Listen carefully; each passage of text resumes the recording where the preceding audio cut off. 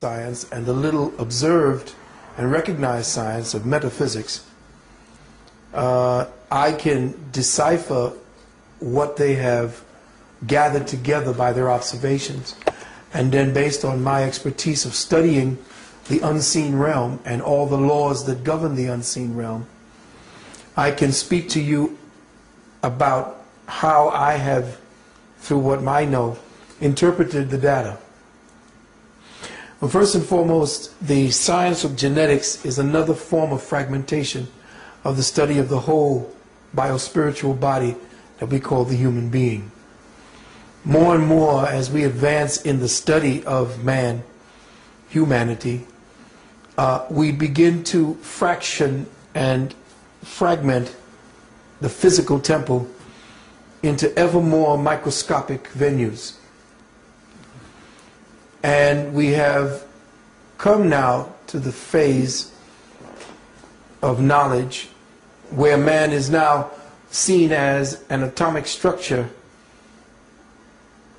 created or formed into a molecular structure, which in turn is formed into a cellular structure, and from that cellular structure comes out into the different forms of intelligence that we see walking the planet from the DNA. All of the different quote-unquote discoveries that we're getting today is based upon the perception that present man has of himself, or the present church or religious venue of science. Science is a form of religion. Just like politics is a form of religion. Religion is a form of religious thinking. It is the marginalization of thought or certain abstracts into a formula. And then that formula is meshed over, and you take a piece, I'll take a piece, and everybody has a little piece, and they'll see what they can extract or mold out of that little piece. Genetics is simply one of the branches of the mold that we're studying. And it's interesting that the more we find out genetically about ourselves, the more we get to that little black box, which no one seems to want to speak about except us, and that is melanin.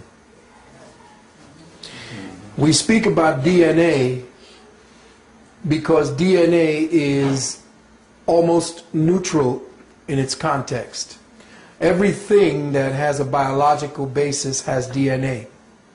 So does rocks, dirt, everything has some form of DNA structure because it is part and parcel of a living, breathing, sentient, conscious planet. So there is no part of what we live on or what we participate in that is not conscious. Not only of itself, but as itself. So when Brother brought this particular information to us, what happened is that every time there is a new breakthrough in science, and I know that there are other metaphysicians and other spiritual people who know what I'm speaking about, that every time someone comes to us with something new that science has discovered, the occultist, the metaphysician, the one who studies the spirit, already knows what that formula is. We just have not yet interpreted the language that they've used to describe what they've discovered.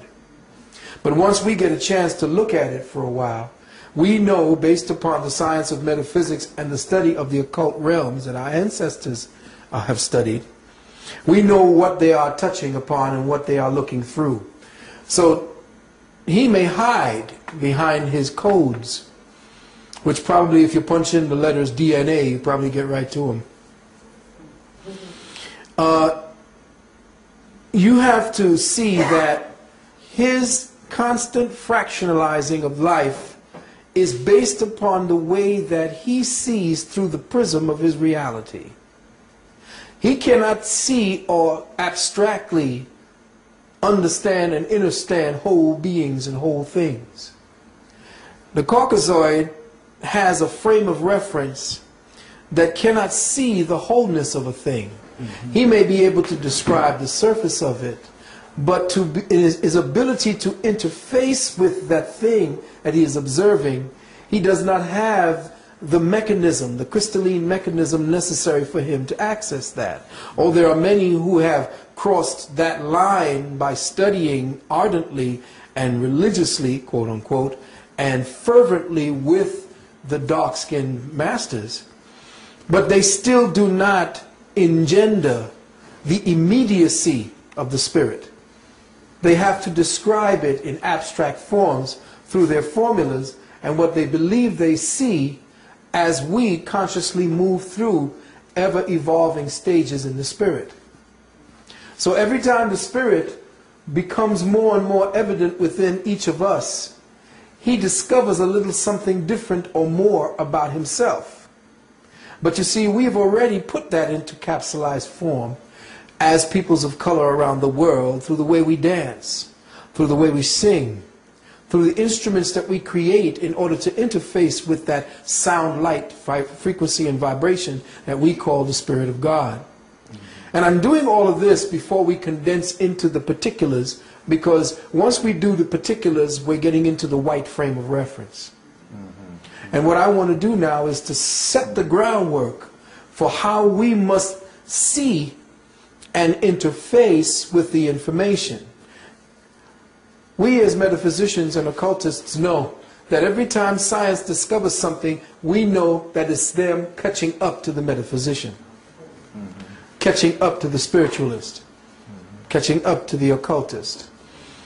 There is nothing that he will ever discover that is not already known by the very few peoples who still retain the ancient wisdom knowledge, the ancient wisdom sciences, the mystery science that they talked about in ancient Kemet, the shamanic sciences that they talk about amongst the indigenous people. We already know this. But it is necessary because our children are caught up in this paradigm where everything needs to be fractionalized, torn apart, eviscerated, thrown up into pieces, ripped apart, so that you can see how the little pieces work. That's fine. We'll do that. But we must never lose sight of the fact that with every discovery in his own fragmented way of thinking, we must take that discovery and put it back into the piece so that we see how the whole operates. In that way, we won't end up making machines that tear down whole forests, that rip up the skies and the water. Because he is so estranged from the living beingness of this planet, he can, without any conscience, without any responsibility, do what he's doing to the planet. Because this is the way he sees science. He sees what life is. It's just things for him to rip up and study. Consequences be damned. They'll come later. So I must place into the records that his ever deeper incursion into the study of DNA is his ever deeper incursion into the study of dark matter consciousness, which is the study of melanin. Because melanin is the intelligence that makes the spirit real to us. It is the aspect of spirit that weaves the intent and the will of the Creator into something that we can perceive, something that we interface with through time and space, something that we could say this is this and that is that. It gives us depth, it gives us perception. Melanin differentiates the one spirit into the many things that we witness as reality. So the study of DNA and the study of genius is the study of melanin, of which the peoples, the first peoples of the planet, have the abundance of. You see, when they mine us, when they stole us, when they captured us, when they came over and they tore up our ancestry and destroyed us, they knew they were doing the same thing that their scientists were doing, ripping up the melanin, tearing it apart, taking away its homogeneity, its oneness, and its unified form of the world, and fragmenting it into all these different tribal mentalities that separate us one from the other, have us fighting one another, just like he's been doing. So he's ripped up not only us from the earth and from our places where we were indigenous to, he's ripped up our consciousness. He's torn melanin into shreds. He has miscegenated us so that we no longer can tap into the deeper dark matter consciousness that is our legacy within the central part of our brains. So when you have that richer part of ourselves being torn apart, he attacks melanin through the food he puts into our communities. He attacks our DNA genius and what is to come, how we may lead the planet back into its righteous trajectory towards the consciousness, the creator consciousness. He tears that up with the food that we eat, the juices, the kinds of things he puts into our community.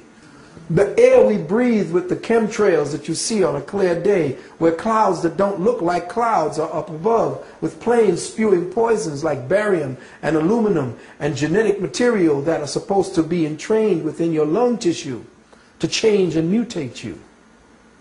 He is destroying the ability of your melanin to interface with the dark matter consciousness called Eta Carina that is heading in this direction as we speak today. The black God or the dark God that was talked about in Amos in your Bible.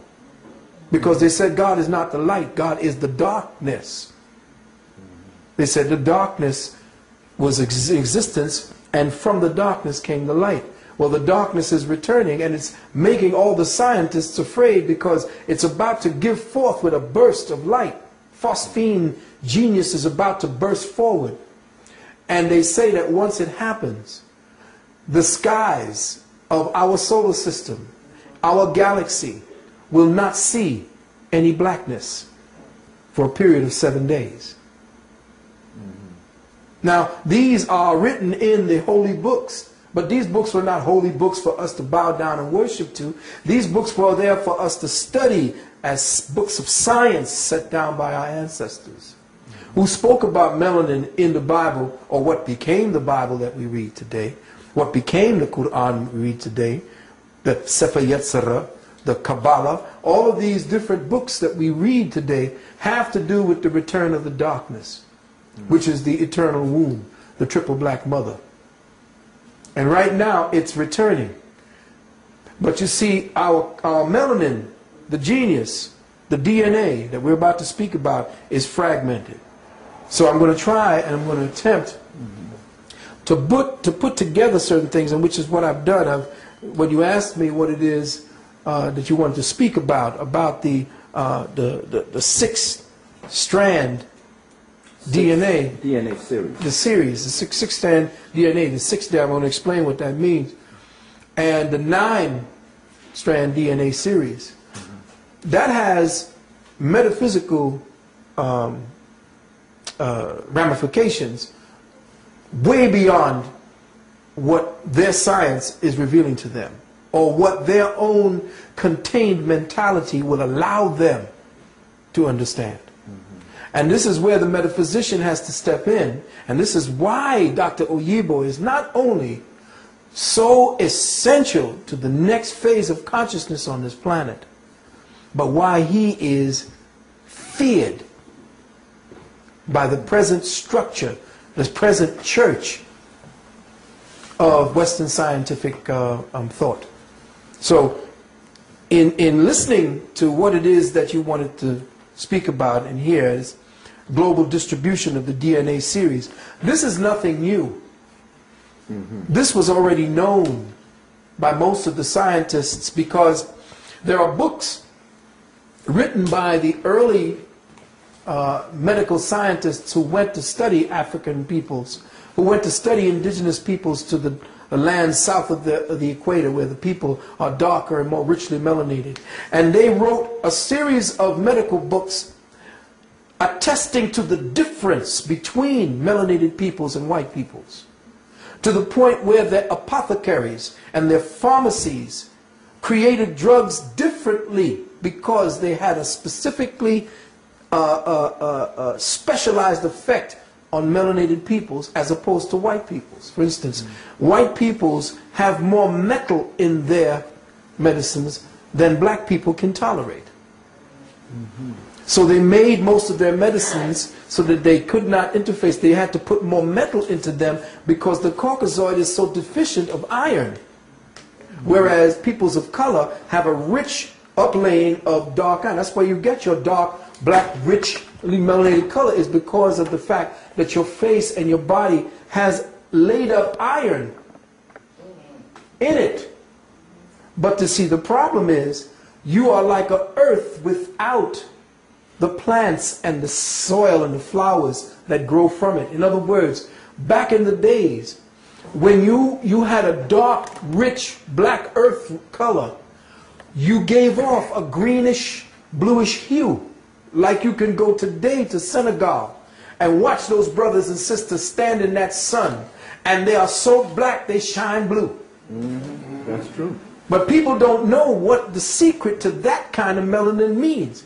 And it means that there are times when our people, moving through consciousness as the true earth creatures, that at times when we were in the sun, or when we would think a certain emotional thought, one of the chakras would tell us immediately where your thoughts were focused, and you would vibrate that particular color in accordance with your emotions.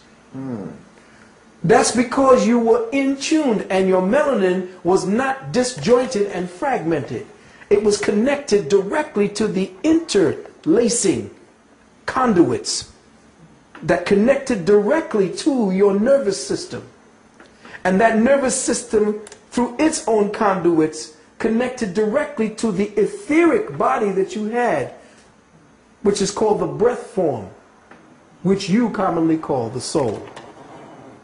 So your soul, through the nerve estuaries and the electromagnetic wiring in your body, connected you directly to your skin.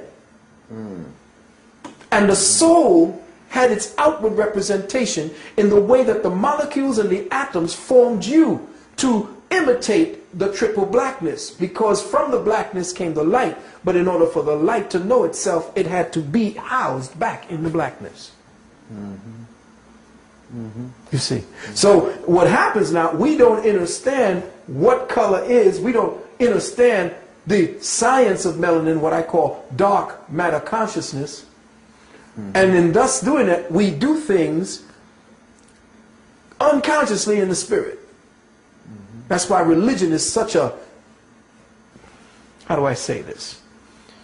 Such a deep, intoxicating, and addicting substance to dark folks.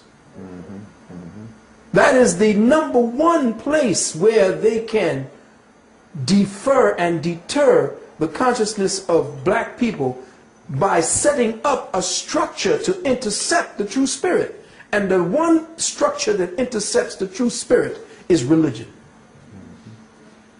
The dogma of religion are to take us away from actually interfacing with the true voice of God that will tell you the name of the Creator, because your DNA is linked to your melanin, and your melanin to the pigments on your skin.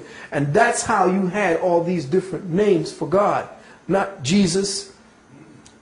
You didn't have these names like Allah. You didn't have all these names. These names came and were fostered upon you because you had names like Unkulunkulu. That was the sound of the cosmic resonance of the drums. And the way Most High spoke to you, so you spoke back the name that was given to you directly. You didn't need a second-hand interpreter to give you a name for God. God already gave you its name wherever you were on the planet, because the name that you called God where you were on this planet was the harmonic frequency necessary to keep the balance of the overall planet in place. So when this Caucasoid came around and began ripping up all of your religious sounds and your music and the way you spoke directly to the Creator, it ripped up and tore apart the planet so much now that it begins to wobble. The planet itself today wobbles because every one of us is calling out somebody named Jesus who never existed. Never existed. That's correct. So your melanin can be used to keep you in the prison. because it's easily infected with illusion. And that's why we must know ourselves from inside out. And if this is a chance for me to speak more deeply upon what it is we need to do, you know I'm going to actually do my best to be here to speak on that. Thank you. Thank you. Thank you. Give thanks. Now, I need to read into the record for everyone some things that I put down very quickly for us to understand or understand around what this DNA situation is and what this whole concentration on genetics and, you know, what's going on with the genetics of disease, and we found the gene for cancer and the gene for leukemia and the gene for that. You can go down to Woolworths and find genes. There's genes in everything biological. But he needs to do that. He needs to think that he is in control, because he is going to poison you with what he finds. He can't do anything good with what he finds. He needs to keep poisoning you, because by your suffering and pathology he lives. That's good. Know that the medical system does not exist by your health. It exists based on you being maintained within a pool of pathology. That's correct. So his control, his science, is to find out what may harm you so that he may stay in control. Oh, yes. There is no upliftment in his science, because he has completely extricated the principle of the deity of God within all of his science. You cannot find deity in any of his sciences. Therefore, it has to be satanic. So the study of genetics, the study of medicine, the study of all of the biologies that he has is a satanic study, because he does not believe that a divine intelligence operates all things. Now, if I may ask you a question, if you would prefer just to go completely and I interject questions on the end, I'll try to do that. Good, but let me put this down, because then the questions may have been answered by what I have put down here for you. So let me just get some rudimentary things down. Simply put, DNA, or deoxyribonucleic acid, makes RNA, ribonucleic acids, which in turn, ribonucleic acids makes proteins. Everybody knows what a protein kind of is.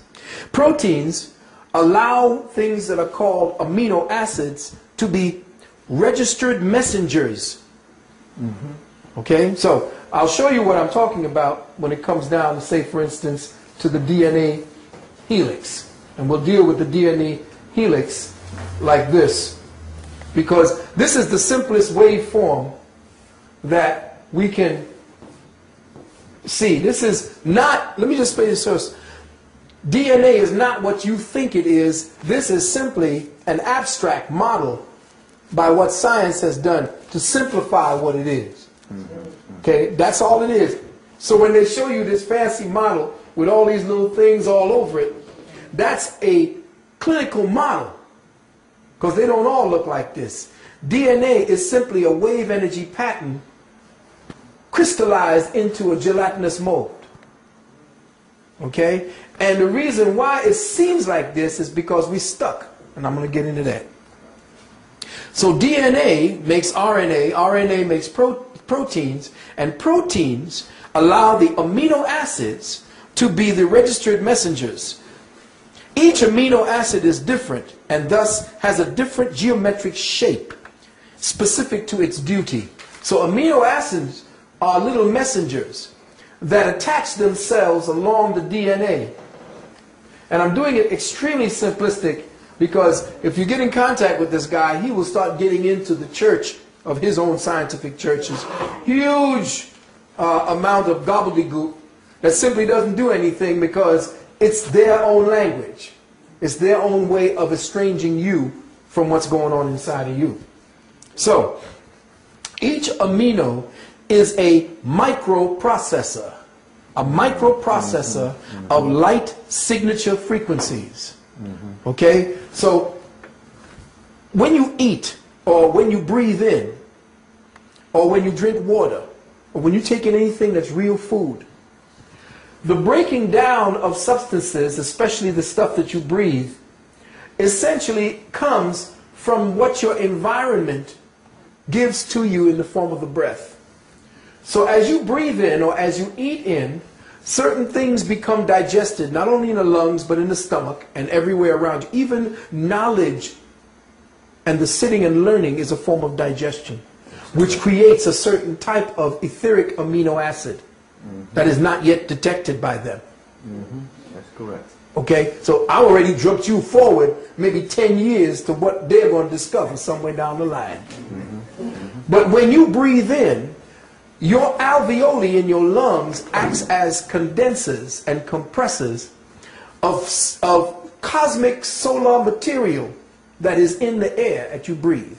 Now a lot of people say, well, it's in the air. How can I don't see it? Well, you can tell that air is a form of atmosphere, or almost like a watery kind of atmosphere. If you will put your hand outside a car, for instance, and you feel that resistance as you're moving through it, and you can do this, you feel it. There's something actually feeling against my hand. Well, you're like a fish in a bowl, but you are in a more refined atmosphere. You see, so in this atmosphere is a whole other universe. You're living in a terrarium, an open terrarium or open aquarium, with a kind of water that's so refined that this is the way that you breathe. Like the fish breathes, the deeper and more condensed form of this same thing. You see. So when you breathe in what are called etheric materials, solar materials that condense to become your etheric amino acids. But the food you eat is a denser form of the same thing. So as you break down food, you break down food that essentially has signatures within them. The enzymes, the proteins, and the fats, and all the different types of glycerides, whatever it is that you have inside of that food, begins to break down to make certain proteins and sugars that begin to attach themselves along the DNA. Now this DNA has these little signatures here because through your body every day, through your body, there are waveforms, light waveforms that are constantly bombarding through your body, more refined, giving you information. And that information that's coming from the outside in the form of light and in the form of your emotions and the form of your thought processes and the form of the electrical magnetic energies in your nerves are passing through the DNA as well. Okay? Now, each amino is a microprocessor of light signature frequencies. It's an antenna for the reception of light codes. Now let me be very clear about that. Light codes are essentially coming from the sun, but it's also coming from all of what you call stars. Coming from constellations, the 12 of course you know being the zodiac. Each zodiac has a specific space wherein this world spins. There are 12 of them around us, and we're inside of that. And everywhere we go, they are positioned in different areas as we travel around this and the sun itself. So we're inside this light fixtures. Just like this light is beaming on me, that would be Aquarius. One behind me would be Leo, or all of these. So we're inside of these 12 light fixtures. And behind them, there are 12 or 200 more. So we're getting all these refined form of lights. These coming together and interfacing with one another constitute the light codes that hit us finally. Okay? And as the light is hitting us, we're breathing in the residuals of those light particles that are given off. And we're getting information messages. So, these proteins and these amino acids are micro chakras, and I'll explain all of that, all connected to the 7 primary chakras. Each microprocessor amino has a code combination. Each has a 3-letter code. So you can imagine now that the microprocessor aminos has a 3-letter code. And we're going to get into showing you how, you can just cut this part right off. A 3-letter code. These are chemical codes used to articulate different combinations of carbon, melanin, hydrogen, melanin, oxygen, melanin, and nitrogen, melanin, that they collectively go into the constitution of aminos created to receive specific light code instructions. There are 20 known light code antenna processors presently identified by Western medical science. 20 known antenna that define the biocosmic temple we call the human body. The human genetic code is comprised of 64 possible code variations, what they call codons. Now, if you know anything about the ancient I Ching, what they call the ancient Chinese way of dealing with reading, I, and then it's called I and then CHING, there are 64 different combinations that you could throw of the coins that they give to you. And those 64 combinations of 3 are directly linked to how the code. So if you know how to do I Ching, you can judge what is going on in the human condition based upon your sympathy with the energies of the planet. You can throw those I Ching coins, 4 I Ching coins or the 3 I Ching coins, depending on what system you use.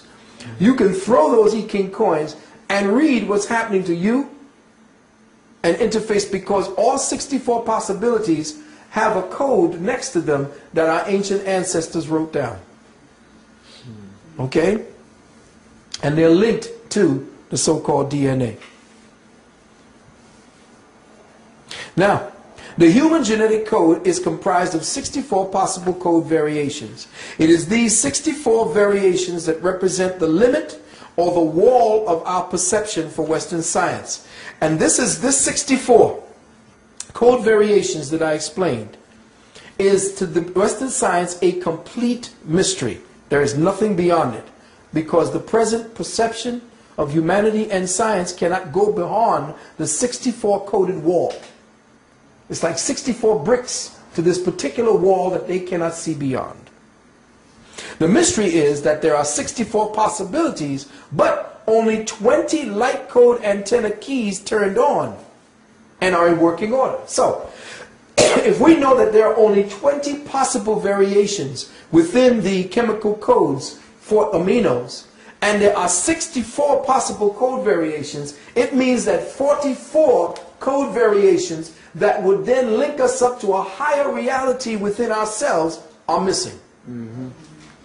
Now, here's this man coming along to say that in the southern regions of Africa, below the equator, right now, at this point, there are evidences of people that are supposed to be primitive.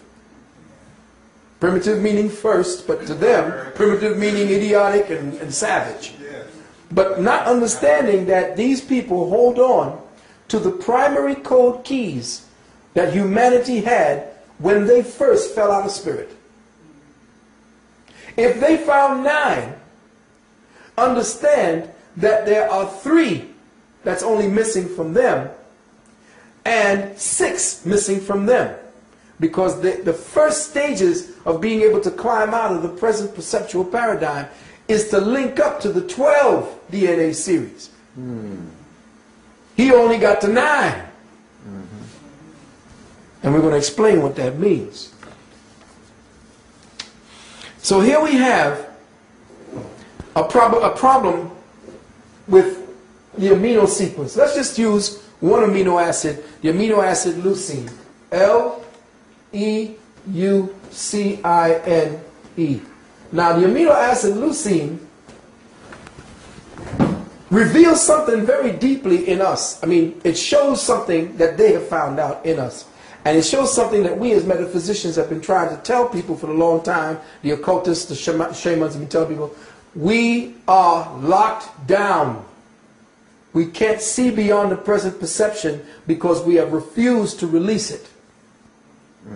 And religion is that lock, because it does not explain the spirit. It tells you to believe. But when you believe, it means that you have surrendered your critical thinking and your reasoning mind to accept something based upon what somebody else has said, not first-hand experience. Here's the problem. This society, Western society, is not based in first-hand experiences. Western society is based on vicarious experiences, which means we go to movies, TVs, we go to different shows to see other people enjoy first-hand experiences with us. That's true. So a second-hand experience does not allow for certain parts of our bodies to develop. It does not allow for certain consciousness, cellular consciousness to be awakened. Because when you take away first-hand experience, you take away the soul's ability to interface with the moment on an organic level, and thus traps the spirit or the soul in a paradigm always looking for itself, which is a first-hand experience with itself. So now you have a creature who is living completely by vicarious experiences.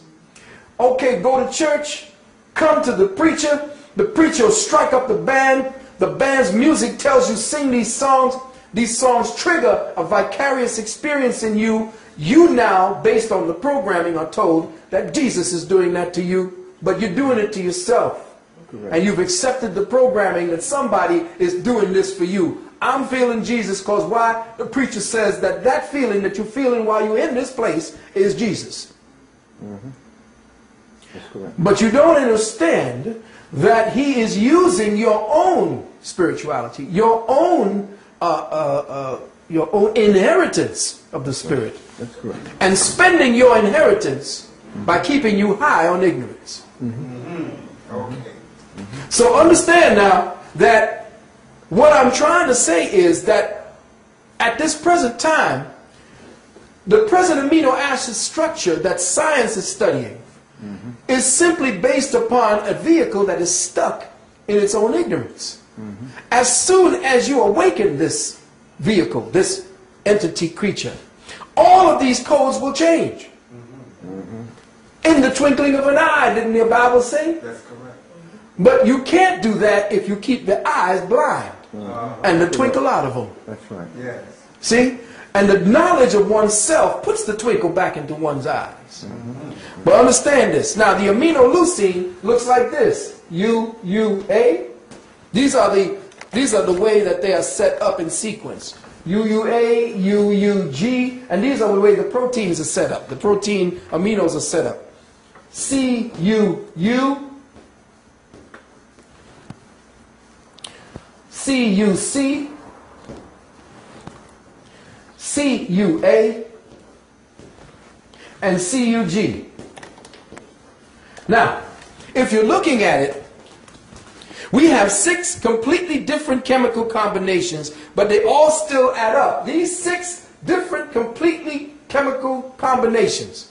These are 6 completely different chemical combinations for amino acids, but they all add up to leucine. Which means, and this is happening throughout the whole DNA helix, which means that humanity is stuck or locked down in a consciousness of redundancy. The consciousness redundancy that we are presently locked down in means that we can't see to the next phase of our development in the journey of life. And what has happened for the last 2,000 years is that a force has been placed upon us, has been imposed upon us. We have been forced into this reality to believe something that you don't understand. And you know what Stevie said? If you believe in things you don't understand, you suffer. Superstition ain't the way. And what is religion? But superstition. Understand and understand that our redundancy, the reason why we are continuing to be at this pace, constantly suffering as peoples of color, is because we have played into the illusion of ourselves. We have adopted an alien perception of reality. We act to give life to this corpse, this Frankenstein that was created on the slab. You know what happened when Frankenstein was awoken. Our electricity, our life force gives life to this Frankenstein monster. And what happened when it got up? It started tearing up the village. So it's our focus of attention to the church, to the politics, to the education system. Those are all the limbs of the Frankenstein monster. The more we give our children over to that, the more energy we give to the Frankenstein monster. And then we turn around and wonder what's happening to our village. Because the children you send into that beast, into that laboratory they call the classroom, comes back as the Frankenstein monster. That's not your child anymore. It's being genetically changed, altered in consciousness. So the monster lives. And the redundancy continues. And you get another a newspaper where another brother is shot. Another sister is raped. Another child is abandoned. How much longer is this thing going to go on? As long as we continue to think in redundancy, this is continue to happen. And we have now become addicted to our own comfort. Miserable as we are, we still addicted to this semi-comfort that we call reality. If you want to truly change, you have to suffer. Period. If you pull away your electricity and say, I'm not using electricity anymore. If you say, I'm not going down to the Piggly Wiggly, or I'm not going down to the A&S, I'm not going down to any of these things that feed this Frankenstein. You watch this thing come crumbling down like a house of cards. But you got to remember that your Negro preacher, your Negro politician, your Negro educator is there constantly wanting to go and pay homage to the monster because that's who he's plugged into. I didn't care that Sharpton was speaking at some Democratic National Convention. That ain't going to change Harlem. No. Harlem is dying. Yes. Rango gave that away. Yes, he did. That's your other Negro politician. They're there to serve the illusion, to serve Dr. Frankenstein. And it's your DNA that's being perverted every day by the way that they're putting their foods. They're converting the foods and perverting the foods. And you go in there and eating anything and everything that comes into your community. Correct. And eating is a form of communication. Know that. I spoke about that in my nanogenetic mind control. That when you change the genetics of the food, you teach to the genetics of the human being. Because when the human being consumes that food, it begins to pervert the genetics. So you can genetically mind control somebody without lifting a finger by simply getting them to eat the food that you're perverting. And your body no longer is going to be the same. The legacy that you have from your genetics, your sperm and your egg, will no longer be the same genetics passed on to that child. And that's why you have so many faggots and homosexuals and lesbians running around today. I know you're mad at me for what I'm saying, but somebody's got to say it. At the end of every civilization, there's one thing common to all of them. Greece, Sumer, Kemet, all of them fell just when homosexuality began to rise.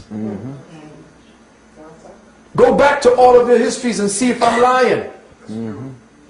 And that's based on perverted genetics. So understand and understand that what we're doing right here is not just floating off the top and putting up theories or what do you call it. This is a science that they will never teach in school. They'll never teach the young genetic student why is there such a redundancy just to one amino acid. Because the redundancy is the effort of the body to find an escape route out of the present condition that it's in. Maybe this combination might do it. No, you did something here to stop this from converting out of or evolving out of. So then it created this one. And then this one. All of it indications of the body trying to find a way out of it because as a byproduct of life, it is in motion constantly. You stop it with emotion. The one thing about science that they teach you is that science and life and all that lives, all that is science is about movement and motion. And when you stop motion, you stop life. The motion is also seen in your thinking process. Thought creates motion because every time you think, you create an atom. Every time you think, you create an atom.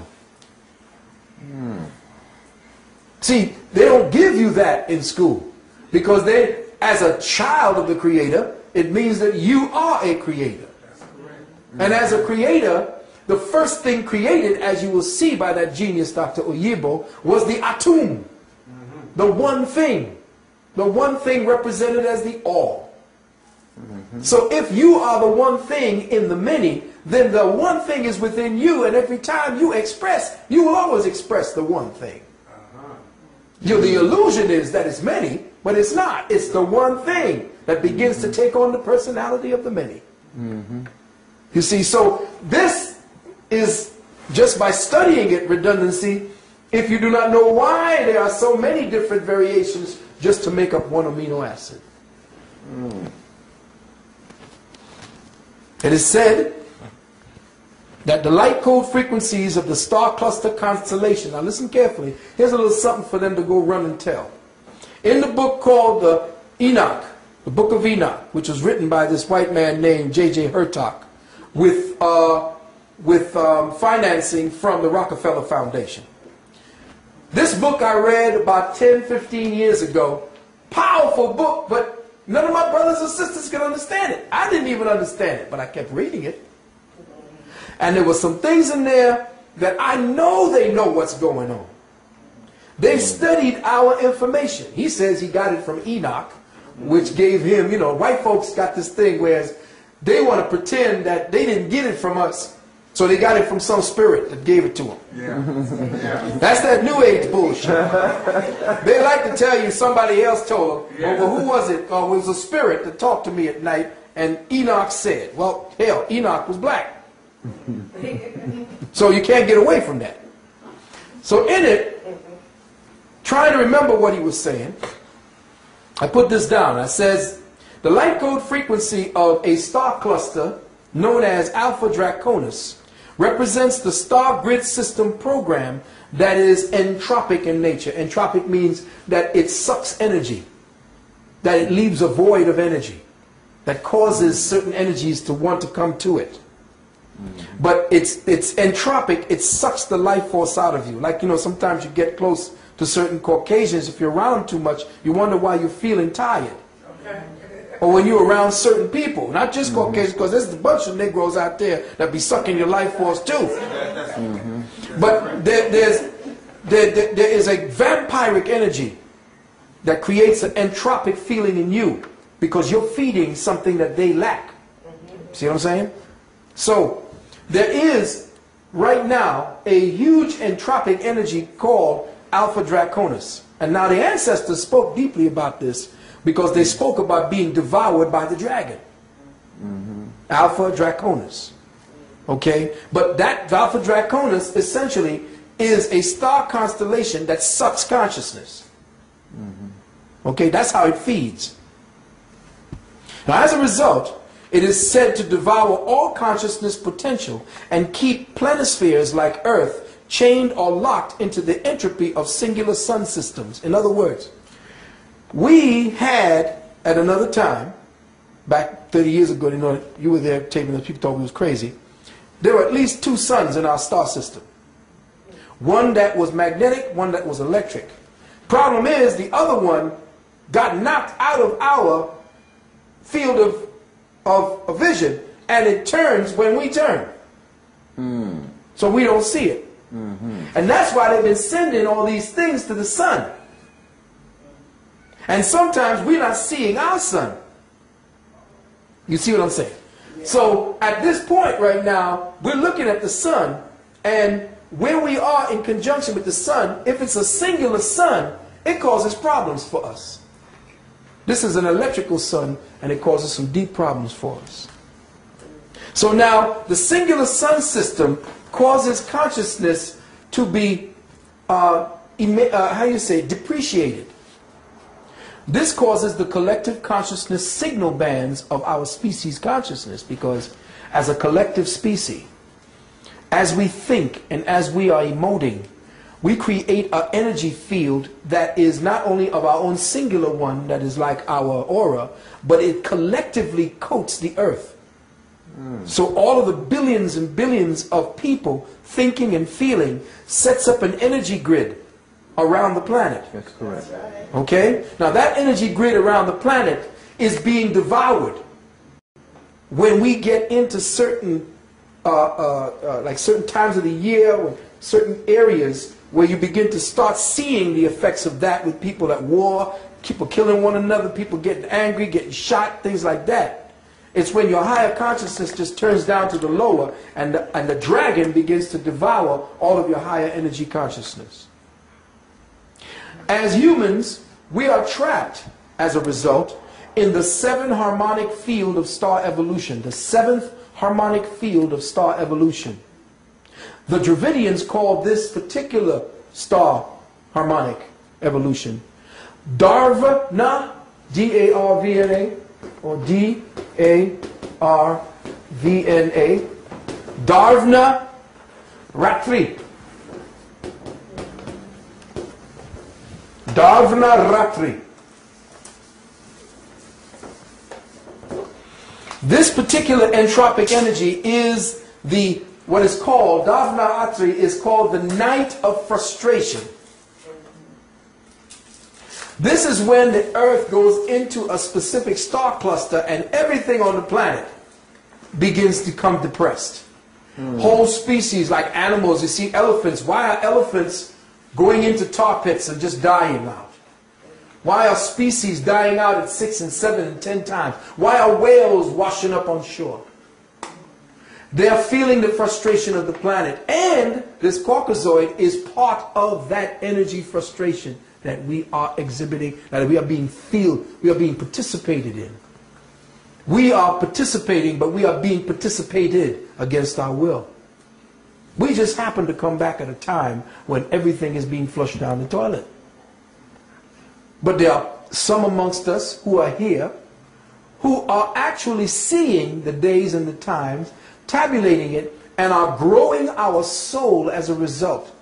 There is no superfluous time spent if you spend it in learning, if you spend it in researching yourself, seeing who you are and could be with the next person.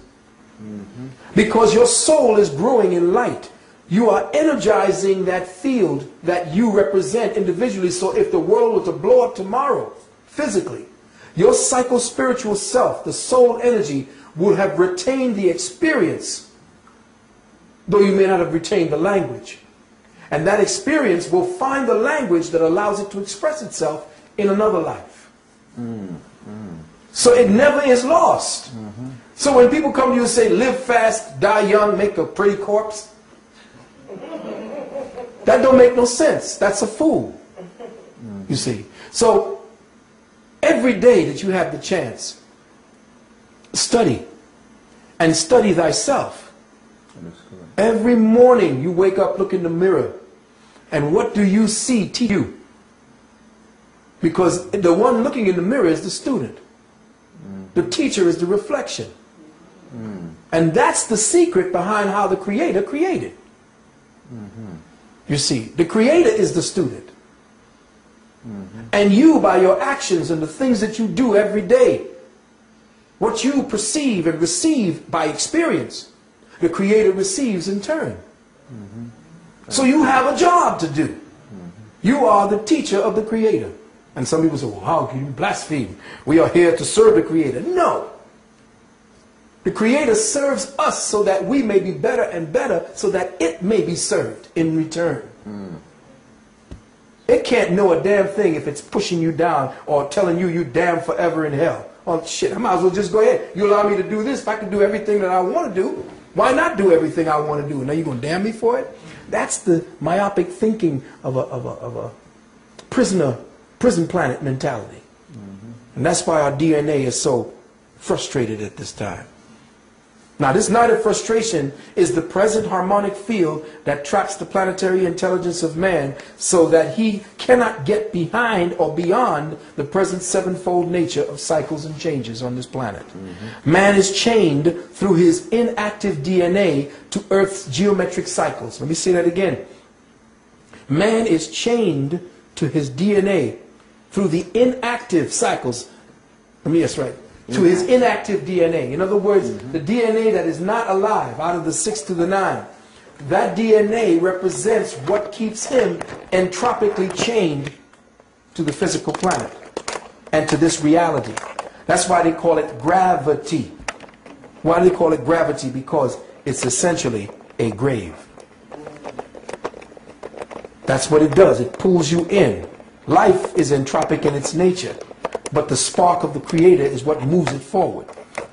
So man is chained through his inactive DNA to Earth's geometric magnetic cycles. There are 7 days for quote-unquote creation, 7 years to the age of reason, 7 chakras, 7-year cycles for age progression of the cell, 7 seconds, 7 milliseconds, 7 nanoseconds before the phosphine explosions occur toward the inner dimensions of the mind. In other words, at that point where you begin to know yourself, as you raise the 7th chakra, it goes into seconds, then nanoseconds, as you plunge deeper into the well that you represent, that consciousness that you call the Creator. This night of frustration is a point in human consciousness evolution where the physical ordering of the mind must come to the realization that even star evolution does not share any singular space and time indefinitely. In other words, what we're looking at as the stars above us at this time, what we're seeing presently is not and will not remain like that forever. Even the stars are developing and evolving because they are conscious as themselves. You see, the earth is conscious as itself. It knows itself as water. It knows itself as earth. It knows itself as fire. It knows itself as atmosphere. But you see, it does not become conscious of itself until man walks upon it. You see what I'm saying? You can't, man, don't get me wrong, sisters, but man is mother, father, son. Mother, father, son. In the ancient Hebrew, which is Iu, Hebrew came from this word, Iu, which is the name of an African god. And the name of the people were the Ius. So the Hebrew himself, Hebrews, I don't call it the Hebrew language or, the fire letters that they have. That's not the Hebrew language. That Hebrew language or the fire letters come from the hieroglyphics of light. See? This is where it came from. So light creates fire. Fire is a condensed value of light. It is a conditioned value of light. All right? And fire being a conditioned value of light would have to extrapolate from light. So the first languaging system were hieroglyphic pictographs that were beamed in the form of light codes that we then translated into what you see as the hieroglyphics, or what I call the Medunecha. So the Medunecha were the first, which means that's the light language. But I call the Hebrew language the Ku Medu, which is the fire language. Because all of the Hebrew languages are actually the representation of flames in their different, if you look at them, they're the representation of fire. All of them. It's all about the way fire dances. So the flame language, Kumadu, is what we are studying now in this particular part of what we're dealing with as a reality. Now, I don't know if I was going to show you something. Again, I always get caught up because there's so much to teach and to say before we can get to the questions. I want to make sure I get all of this down so that we have something to work with. Well, let me just put this down. The human body has 12 meridians. We'll come back to that. The earth has 12 meridians. All are connected to the 12 meridians, light beams of the star constellations, the 12 star constellations called the zodiac.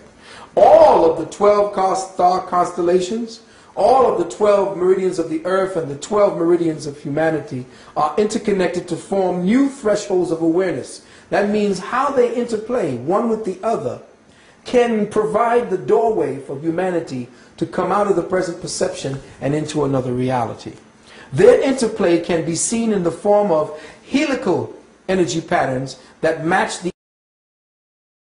patterns of our DNA. In other words, the way that the meridians of the earth the meridians of our patterns of our bodies, and the meridian patterns and the thresholds of the constellations all come together to create helical energies that match exactly the helical patterns that are seen within your DNA, actually, the DNA.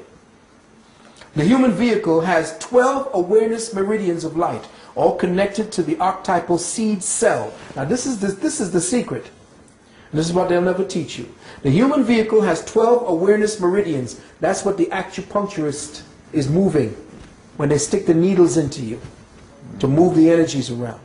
These 12 meridians, awareness meridians of light, are connected to the archetypal seed cell located in the pineal, or the first light, first eye. Not the third eye, but the first eye. They want you to believe it's the third eye because they got you believing that these two are the real eyes.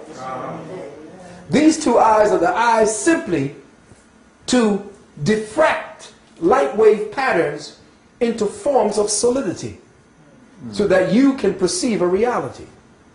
But the first eye sees beyond that to the true nature of all physical things. So it would have to be the first eye because that's where you came from. So the primary one eye, which sits on top of your dollar bill pyramid, showing you what it is that they're telling you, what the real deal is, that first eye, the one that they tried to atrophy with the new hamburgers that they're coming out with the new drinks that they're coming out with all the different things and the drugs they put into your medicines. All of this is to shut down the activity of that first eye and to impede the flow of all 12 of your meridians so that you don't open up that first eye. So now, this particular first eye, inside what I call the seed cell within that first eye, that seed crystalline cell is made up of a crystalline lattice. In other words, if you look at a crystal, you see it has a lattice. And that lattice is usually in 6 forms, in 6 points. All organic crystals, real crystals, have 6-point lattices. That's because that's the way the light wave meridians of the planet shapes them in order to translate information from the ground to the people above. Now we're mining them out of the ground, which is why people are getting more and more stupid. They get all this going on it, but they don't know what to do with it. They don't know how to put it back into the earth so that it vibrates properly, so you can, when you're wearing it, you're in phase with the earth, you're interfaced with the earth. But they're mining it out now, and inside of all of these crystals are locked the thought engrams of previous civilizations that lived upon the land where it was mined. And you could put this into places, you could go into meditation with these and go right into contact with them. Because their energy signature still surrounds this planet. And that's what the white boy is trying to tune into. But see, he's over there trying to steal Native American thought and Native American organic interface.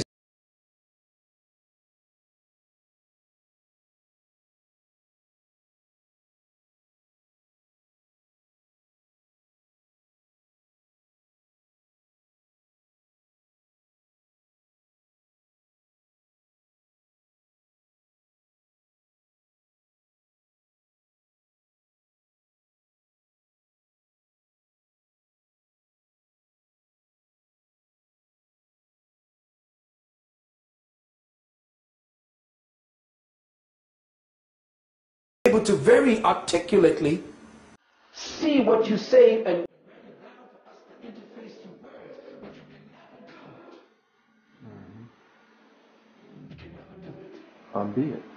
albeit. So as I go on very quickly, the Earth's planetary membrane, what is called the ionosphere, troposphere, stratosphere, etc., or the biocomputer, has 12 vibrating light focus channels. Both channels are used to reprogram the human molecular atomic structure and act as key points for the shift in particle or quantum perception, which is the doorway to the next level of biospiritual evolution. These 12 awareness meridians within the human body temple are synchronized through the 12 planetary meridians with the 12 zodiac portals, through the 6 double helix of 12-strand spiritual ladder, or the 12-strand DNA. Now, what does that mean? We're going to get right to it. It is 3 by 3 by 3, which is what we're talking about, the 6 double helix. 3 by 3 by 3, and the 3, 6, 9, 3 fours are 12. There are body meridians. There's 12 body meridians, which means 12 equaling 3. There are 12 planetary meridians, again 12 equals 3. And there are 12 signs of the zodiac, which means 12 equals 3. That means 3, 3, 3. It means 9, which comes up to the vibratory number of 9, which is why that is the last number that you can that can be formed out of the one linear first equation, the circle with the dot. You can only come back to 9. There's nothing else. After 9 is 10, and that's just a repeat of 1. It's the multiples that create from it. So I'm just kind of throwing this out there very quickly. This white boy, I forgot his name, went and studied again, they go into the laboratories, and he studied the DNA, which was very interesting what he studied. He studied the DNA and found out that emotion triggered certain DNA on the light code sites. So, let me just put this down one time to show you what he found out, which is very interesting because it just substantiates our ancestors.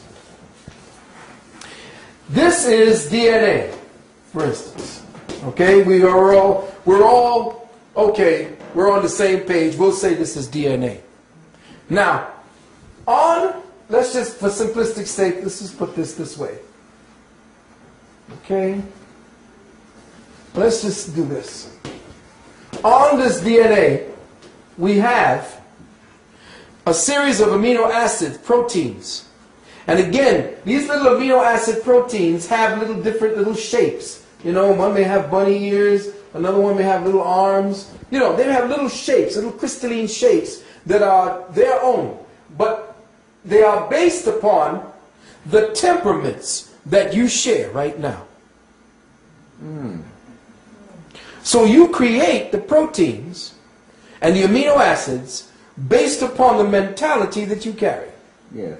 So what they do to our children is to create certain conditions whereby in the education system and in the idiot media system and in the entertainment system, certain crystalline structures are formed along their DNA patterns. By the way the music is played, the kind of sounds that come out of their music that shatters these crystals once those sound waves pass through them. Okay?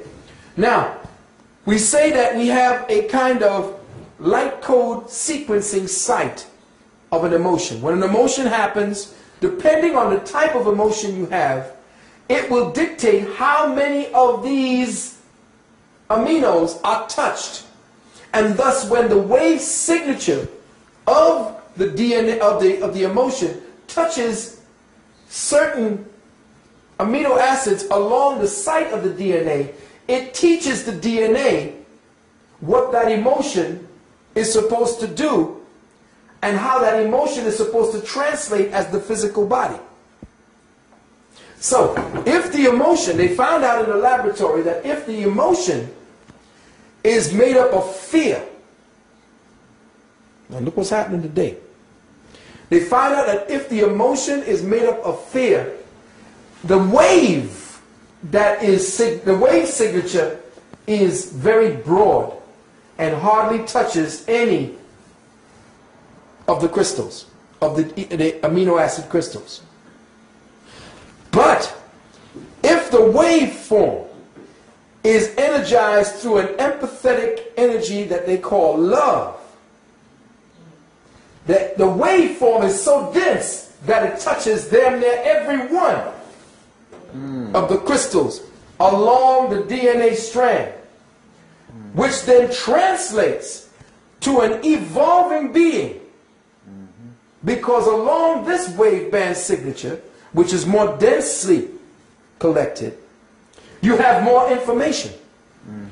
Thus, more information is passed on to the DNA.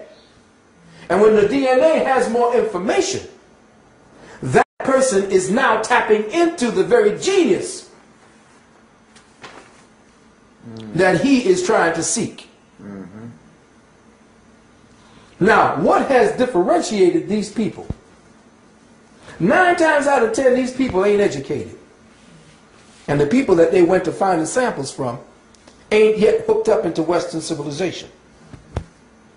Or if they are so tuned still into the talking of their own ancestral gods, eating their own ancestral food, and have not yet undergone the serious stress, or have learned to bypass the stress and to take on a whole other way of being to survive.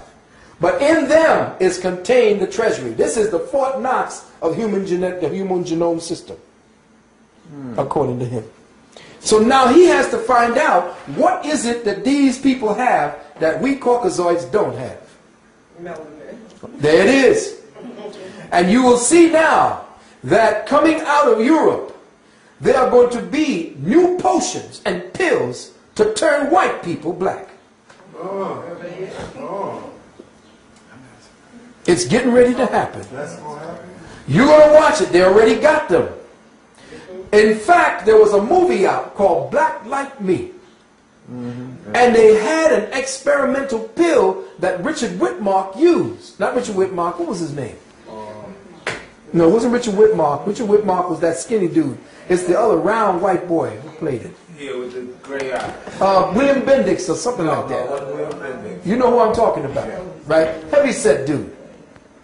Do you remember what I'm talking about? Yeah, I know what you're talking about. Right. I'm just trying to think of it. He took a drug called Sorolin that turned him dark and black. And they're getting ready to put that back on the market for white folks because the sun getting ready to get ugly on white folks. And dark folks who eat white people food. Watch. The melanin is going to be disjointed and destructive to you if we don't come back into our collective thinking patterns.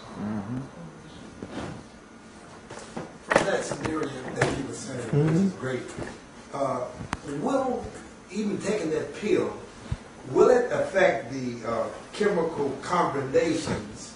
And that's the main thing, which the UUA, the UUG, the CUU, all, and the last one, the CUG.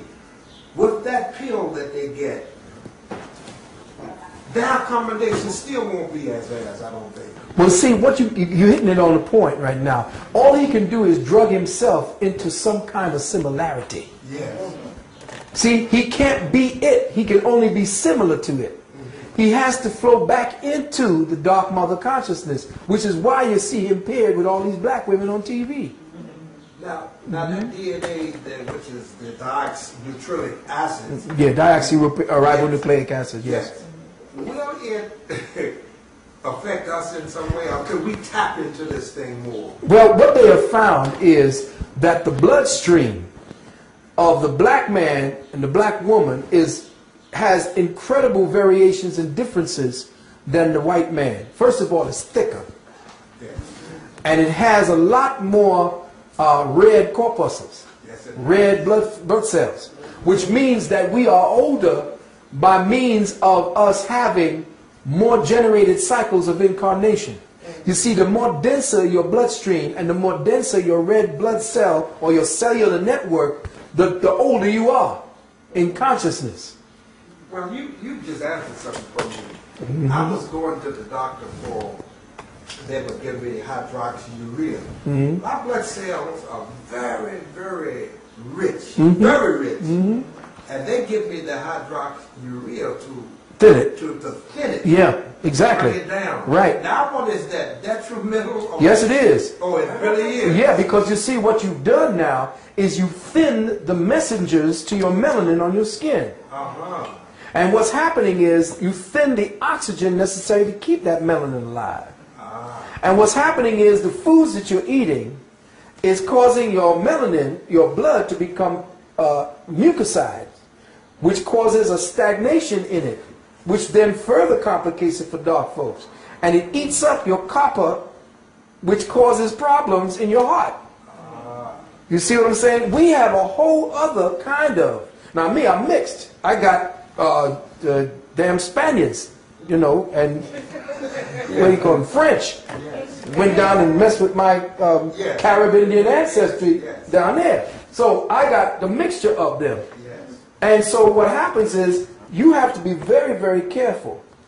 You have to be mindful of the fact that anytime you take white folks' drugs, it's going to affect you deleteriously, where it'll probably be all right for them because they need that. See, now I don't mind people who are on the black dark folks who are on the path to take the herbs first before they get off of herbs, because a herb is another form of drug.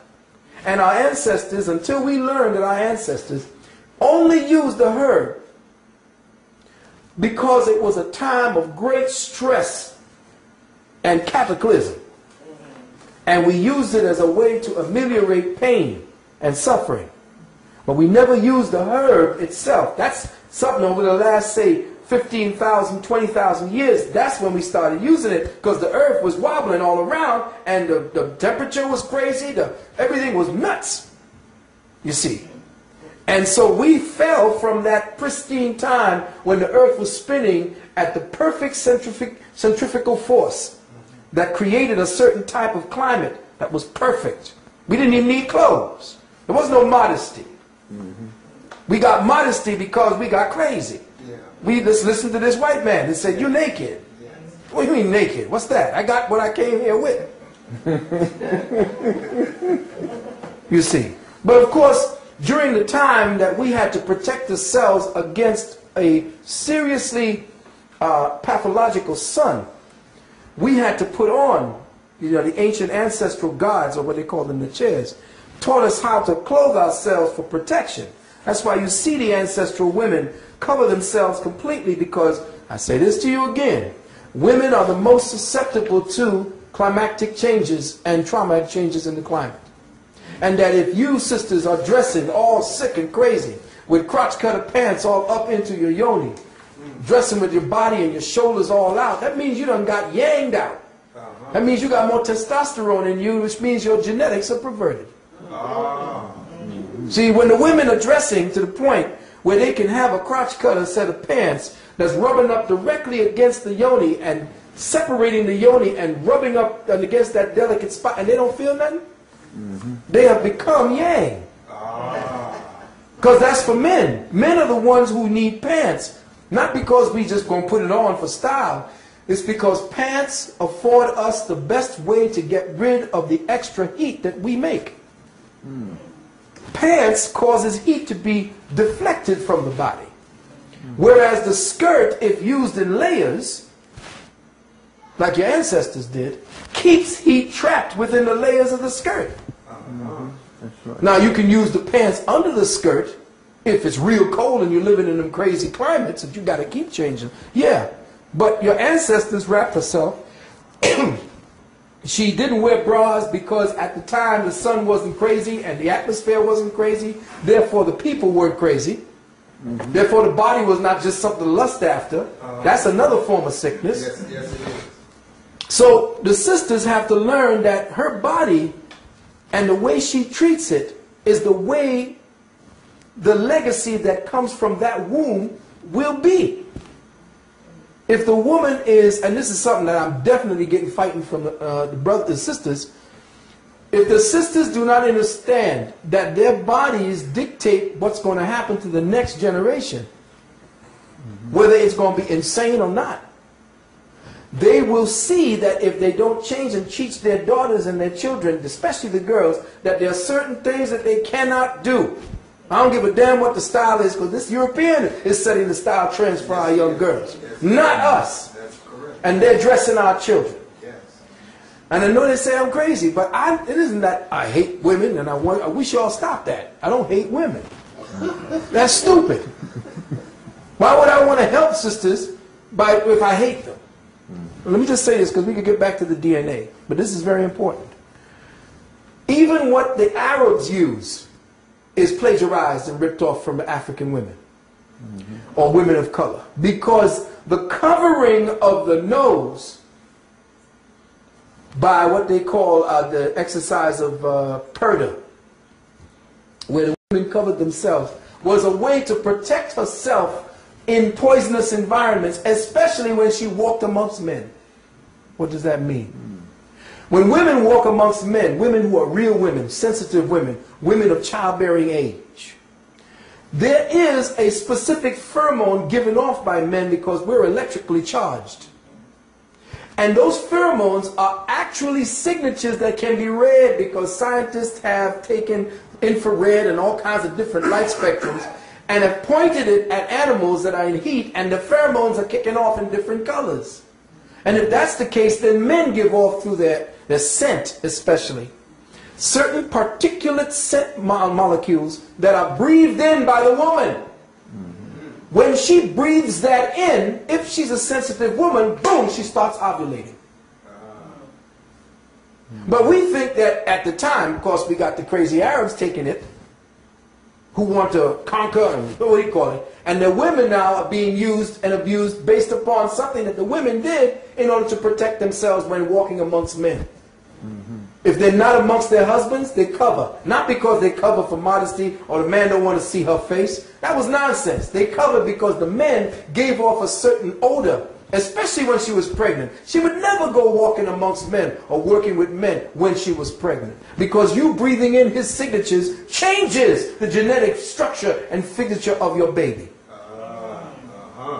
That's why you never saw the women. You would come in first and see the warriors. Hey, you can get past them, then you may come in and see some of the women if we allow it. But nowadays, it's like, you know, everybody for themselves. And this is why we're in the madness we are today. At the time, our African women, or women of the ancient times, 100 to 150,000 years ago, knew what men were for. Men were to take the stress off of their lives. Because a stressed woman creates stressed children. Yes, it does. Yes, it does. So we created a stressless society for you. That's why when the white man came and saw women doing everything, that's because paternally, Africa was a paternal society, not patriarchal or matriarchal. It was a paternal society where we made sure that our women were happy. And only when this white man came in and changed everything and then created the science of anthropology to go back and study what he thought he was studying as a primitive peoples. No, there's no primitive peoples untouched by the madness of this Caucasoid. And that every society, every tribe he studies now is a pathological expression of when they met him 200 or 300 years ago. So he ain't going back trying to study somebody, oh, this is what they do, and they've done this for thousands. No, they didn't. They did that in order to convert or to survive while you were there. The real indigenous peoples that you could see have not been touched by European hands or touched anything. Discovery destroys. Yes, it does. It doesn't do anything to enlighten anybody. And all they're doing is going there and changing. When them Christians and them damn Jesuits came in there were no tribes that came in there. And you can't study no tribe at their indigenous levels anymore. So the women were not beat up. Imagine a man who has got some kind of intelligence to build a pyramid is going to beat his woman for 10,000 years. Does that make any damn sense? That makes no sense. No sense. In every African ancient society, the women are revered. Only in this Caucasian society, she is not. Because she was at war with her man. She used to raise the son to kill the father. It's all in their stories. But when you see the ancient Kemetic principles, you always see the male and the female behind him as the support mechanism to him. Never the other way around. And that's all for all the sisters who want to think feminist. There is no woman in front of a man. That's madness. You don't let your woman go through the door first. That's white folks. I keep in my mind trying to see how this relates to what's going on right now in Dhaka. Yeah. Where they are vaping women as some part of war, like it's part of Interesting war you say that. control Yes, men. yes. What you do is you rape the women. Demonize the men. Yes, but you rape the women, and your seed becomes the woman now. You changed her. Once you change that womb, the legacy of that tribe dies. Because the womb, the first elements, the essence of that womb goes into that first child. Now the essence is no longer belonging to the males. So you have now you have eviscerated, or you have actually castrated the males by raping their women. And guess what? The Arab women would sing while their men did it. This is what I'm understanding. Because of the nature of the African woman, yes, she could not kill and see them for one. No, she couldn't. Even though it reflects. Exactly. And that's because you are of the God principle. You are directly connected to the creative principle. So you would never do that, because that would be the creator. No matter how it came here, it would be the creator. And you would have an explanation for that. But guess what? There are sisters out there now that don't, no, this is not going to happen. And they're killing their children, but they're dying as well. They're taking poison, and they're killing themselves rather than give a birth to anybody else. It's a no-win situation. No-win situation. And this is the last vestige, because this genocide that's going on right now is getting ready to turn everything around. I didn't want to get into this, but there has been a penalty that had to be paid for the passage of this consciousness through into the next paradigm. And we were the ones who paid it, because we are the ones to take over to the next paradigm. And it's getting ready to shift. With Dr. Oyibo and with this brother named Philip, I believe, in Emwengali, or Ewegali, this guy that came from Oyibo's tribe, is shifting the whole consciousness of the planet now. He has no room, there is no room for him where it's going. That's why he has to create his stormtroopers.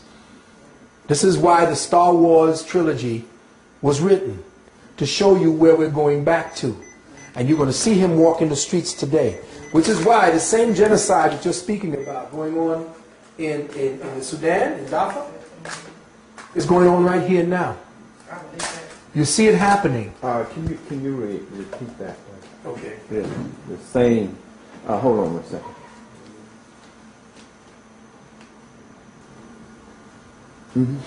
This is why the same genocide that's going on in Darfur today, in Sudan, is reminiscent of what the genocide protocols are set up here for today. And all of the weapons from science is now going to be targeting to people of color. Walk Harlem today, and I guarantee you in 10 years, you won't see any black people there. If you do, they're going to be regimented to being consumers or people who do menial jobs. Even the Mexicans are going to become the quote-unquote new niggas up around Harlem. And you're going to see it happening. Yes, and if you go over to Queens, there are no black peoples, only in small little clusters. Where they all gone? Go to Borough Park. There it is. There's a lot of Mexicans and people that cannot speak English. Everywhere. Doing most of the work. Everywhere. And this was a plan by the Bush administration to saturate, yes, with Mexico. That's why they call him El Zorro. Your boy, the president, the fox. Smart.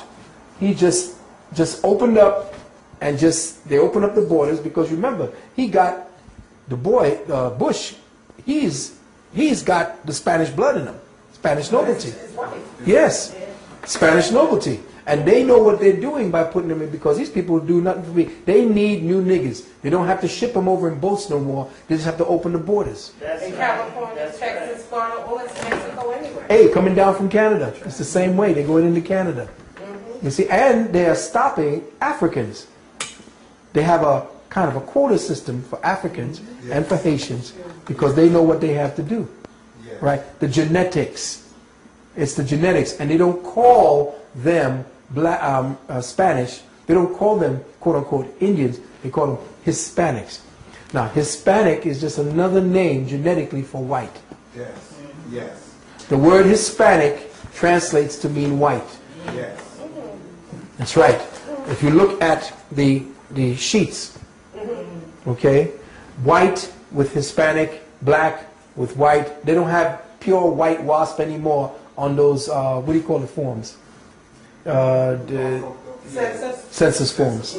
There's 6 different types of... In prison, they categorize Latin and Spanish and Hispanic, all that's white. Yes. In order to... Exactly. That's right. That the white people are still right. But their DNA now has reached a point where it's no longer able to continue. It's just like being cloned. If you clone, say, after 7 times, The strain is too weak for you to continue cloning. Well, remember, the Caucasoid was supposed to have maybe 1,000 to 2,000 year cycle. It's up. Oh, it is up. It's up. And the thing is that he has to escape. In my book, The Wounded Womb, I talked about him finding a way to escape back into the gene pool that can transit from this lockdown paradigm. And the only gene pool that can get out of this paradigm is the black woman's womb. So he is doing everything. You see him on the news constantly next to the black woman, and she's just as white as she can be, trying to be white, but she's accepted. But he knows, and he is telling you in all the commercials, he's telling you in everything in the movies where you need to put your seed. Reinvent yourself. In other words, no, now you reinvent yourself to stow away. Okay. To stow away into the boat of Ra, which is within the womb of the black woman, the melanated woman. He will stow away so that he will show up somewhere down the line as a consciousness, because he can't exist in the cosmic framework anymore. If you read the Nubian, what is that? The Nubian, what is that called again? There was a set of tapes that came out called the Nubian Codes or the Nubian something. But in the Nubian, you know what I'm saying? I'm talking about. Well, in this Nubian framework, in these Nubian tapes, they speak about the fact that if you, as a species consciousness, as a collective species type, were to participate in genocide, your species strain would disappear within the cosmic continuum. So the Japanese, in the next 20 to 50 years, will only have about 20 or 30,000 of their own represented. So they're going to disappear too. But yes. But in the Eurocentric framework, to mate with the black woman, he must kill off the black man, mate with the black woman, kill off the black man.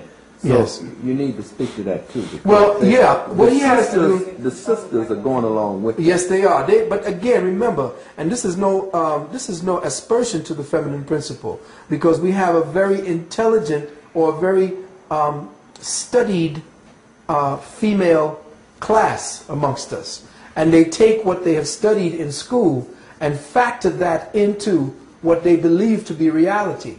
But the female mind is a support mechanism. It is not an initiating mechanism. It is the necessity for the soil. A soil supports the growth. The female is the earth. She is the soil of all creation throughout all existence. Thus, she is a support mechanism to all that is life. You cannot take her and put her into a managerial position to create situations where you solve problems and dynamics that needs mathematical logic and so forth, because she doesn't function that way. She wasn't made to be functioning that way. That's the masculine principle. But when you take her and put her into that and force her to study that and change her nature, that's the secret. Change the female nature from one who supports and use her unconditional love matrix as a way to accept anything, like homosexuality, is mostly, reason for that is because women have been given more power. And the reason why homosexuals, males especially, can come in so fervently and be so out is because the females have been given the power to say yes or no, or I'll accept it or I won't. But their nature to accept all, like, you got the butt ugly child, well, that's my baby, I love my baby, and well, he's a little deformed, but I'm going to love, that's your own, that's who you are. No matter what kind of seed you put into a soil, if that seed is deficient, that soil will give whatever it is that's in that seed will be allowed to grow. But when the male comes along, he'll chop that shit off and throw it away or burn it. The male has that unfeeling capacity to say no, hell no, no. And that's what the females abdicate to if you have a good man, if the man ain't nuts and crazy and stupid like he is today. What happens is you defer, and this is the secret of the relationship. A woman gives up her power for love, the man gives up his love for power. And when those two dynamics come together, then the helix is complete. But if you don't give up power, sister, nothing gets done, because the male's whole nature is to seek power. So he's going to be constantly at odds with you. So what happens now, the Caucasoid, knowing the psychology and the nature of man and woman, would use the black female, take her out of the home, and make it so that her man can't take care of her. Because he's insane. He has been spoiled. He is doing all kind of crazy shit with himself from the time he's young. And he is taught that he is the criminal. He has to do this, blah, blah, blah. Give him, take away his ability to lead. Put movies out there, especially if you go there today, you look today on your television at your sitcoms, and every man there is some kind of castrated jackass with the woman ruling the house. Nowhere have you seen a black man in leadership. Even Cosby, with his idiotic self, was pussy whipped by his what do you call it? You know, what's she gonna say? Oh my God, what's she gonna say? A man in your house, you're not supposed to be hiding anything. If you're righteous, you say what goes, and then you go, and the house is supposed to run based upon what it is. The man says, boom, boom, boom, boom. He's supposed to lead. He's supposed to have chances to lead. He fails, then the sister helps him to get better. But if she is doing the leading and he's following, she don't respect that. No woman respects a man who don't know how to be a man. Because she in herself is taking orders from another man. He just so happens to be white. She don't know that this society is structured by the white man for him to actually have the upper hand over the black man. So every time she interfaces with the society and becomes part of that structure, she now is playing along with him to the detriment of the collective. But that's not, that's just, and to see if you can turn the blame on her, I don't want you to use this tape to think that it's her. No. It's us. And as brothers, until we are ready to die. See, you're too punkified to die. You don't want to die anymore. Oh my God. You don't want to kill anymore. It is, absolutely. You don't want to die to show her what you're capable of doing to protect and provide for her. See, the provider-protector instinct is gone from you because you done turned into a faggot. Yeah. But it's true. But it's true. You're too busy wanting to provide for yourself. You want to dance and dress and look like a woman. Exactly. If you are not willing to provide and protect for your own woman, how is she going to respect you? She does not function well in stressful environments. You have to make a stress-less environment for her to feel that joy, to feel that love, so then all of a sudden your house becomes a home. But that particular equation has been factored out of us. It's been now factored out of our children, our girl children especially, and our male children. There are new two separate schools where the society now functions according to a dynamic of both male and female, where the gender principle has been taken out, where the DNA has been attacked in such a way to take away the gender principle and have this one mono creature walking around opposite to what it is that they represent down here. While you're on that, Phil, speak to the brothers. Pants down below their ass, braids, earrings. I mean, damn, don't compete. Well, you got to understand the psychology. You got to understand the young brothers in the psychology. Now, I'm not talking about African brothers who are in their cycles for initiation. Native American brothers have always had their hair because hair contains nutrients. And when you hold on to your hair and your nutrients, you don't get heart attacks. No, I'm talking about. No, I'm saying braids, bows and braids. No. I'm saying, let me just get that straight. So, because the long hair on our young, right, the long hair on our young brothers is a sign of rites of passage. The Maasai's hair, back into yeah. So, the self, that hair is them trying to find their way back to that place where they had that initiation. Now, them wrapping it up and dressing like a female is something different. That's another thing. The piercing of the ears and the nose, that's us. That's warlike. You know what? That's the warrior. Now, the piercing of the ears was deep. Why? Because the females did it first. Why? Because during the time when the atmosphere of the planet was in turmoil, the psychic senses were down. If you turn your ears upside down, you have the shape of an embryo. And this is the head. And where they pierce, that's the third or first eye. And when they were by themselves and the men were out in a hunt, they either put a silver in or gold. The silver was to become a lot more calmer, to bring down the energy of the first eye, to chill from seeing all these spirits around you. The gold was to heighten it so that you could sense danger.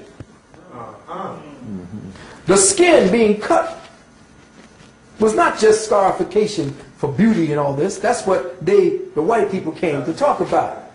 The scarification was science, because where the Africans had to run during the times of turmoil and war into places that would not be habitable by humans. Because see, the part of Western Africa was not supposed to have been inhabited by any man. It was supposed to be only the animals. That was our wildlife, wild kingdom. Western Africa. It's the eastern coast down by where all the rivers were running, where all the fertile land was, not damn near by the desert. That was where all the animals were, the Serengeti, all that. That's where the animals roam. But when we had to run into these crazy environments, they knew, because they were the first scientists, that they had to scar themselves in order to create more blood cells and thus attract more oxygen so that they could breathe in an atmosphere that no white man could have breathed in. So that's it. I got it, brother. All right. See, we knew the sciences. You see, we knew the sciences, so the scarification was a way to survive within that environment. And did not the Creator sickle ourselves so that we could live inside of that environment? You see, so there's no accident to us as a people, no matter where we went on this planet, as peoples of color, no matter if we call ourselves Native Americans or Yamasee. All of us were of the melanated hue, and the original Native American looked like y'all. The one with the invasion of the Asian coming over the Northern Bridge, that's when he started looking like Cochise.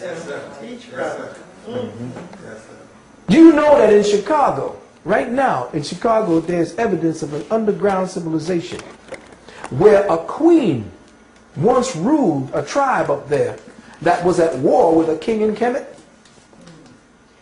And that right now, down in all of those little valleyways and estuaries down by what do you call it, Grand Canyon, they got coffins with pharaohs in there. And the native people there don't show it to everybody. They only bring the brothers and sisters down there to see these places. Your DNA is the map. Now, you notice as we went farther and farther west, or we went farther and farther north, we had only the 6 DNA series.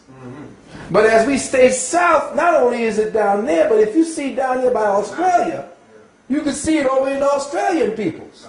And the people in Papua New Guinea, on those places that what's the name of that place where they shot the Lord of the Rings? New Zealand. All along that area right there where white people are now inhabiting, their consciousness quotient have gone up. Oh, it has? Oh, yes. They have a higher consciousness ever since they interfaced with black peoples. They're away from the magnetic energy. Yeah, well, they're away from that entropic energy. You see. So now you're going to look below here. This is what they're saying. This is where the whole pool for them. Beware. This is all the murder. Now you know it was down here. Where was it in... It was not in Uganda, because in Uganda there's a madness going on there.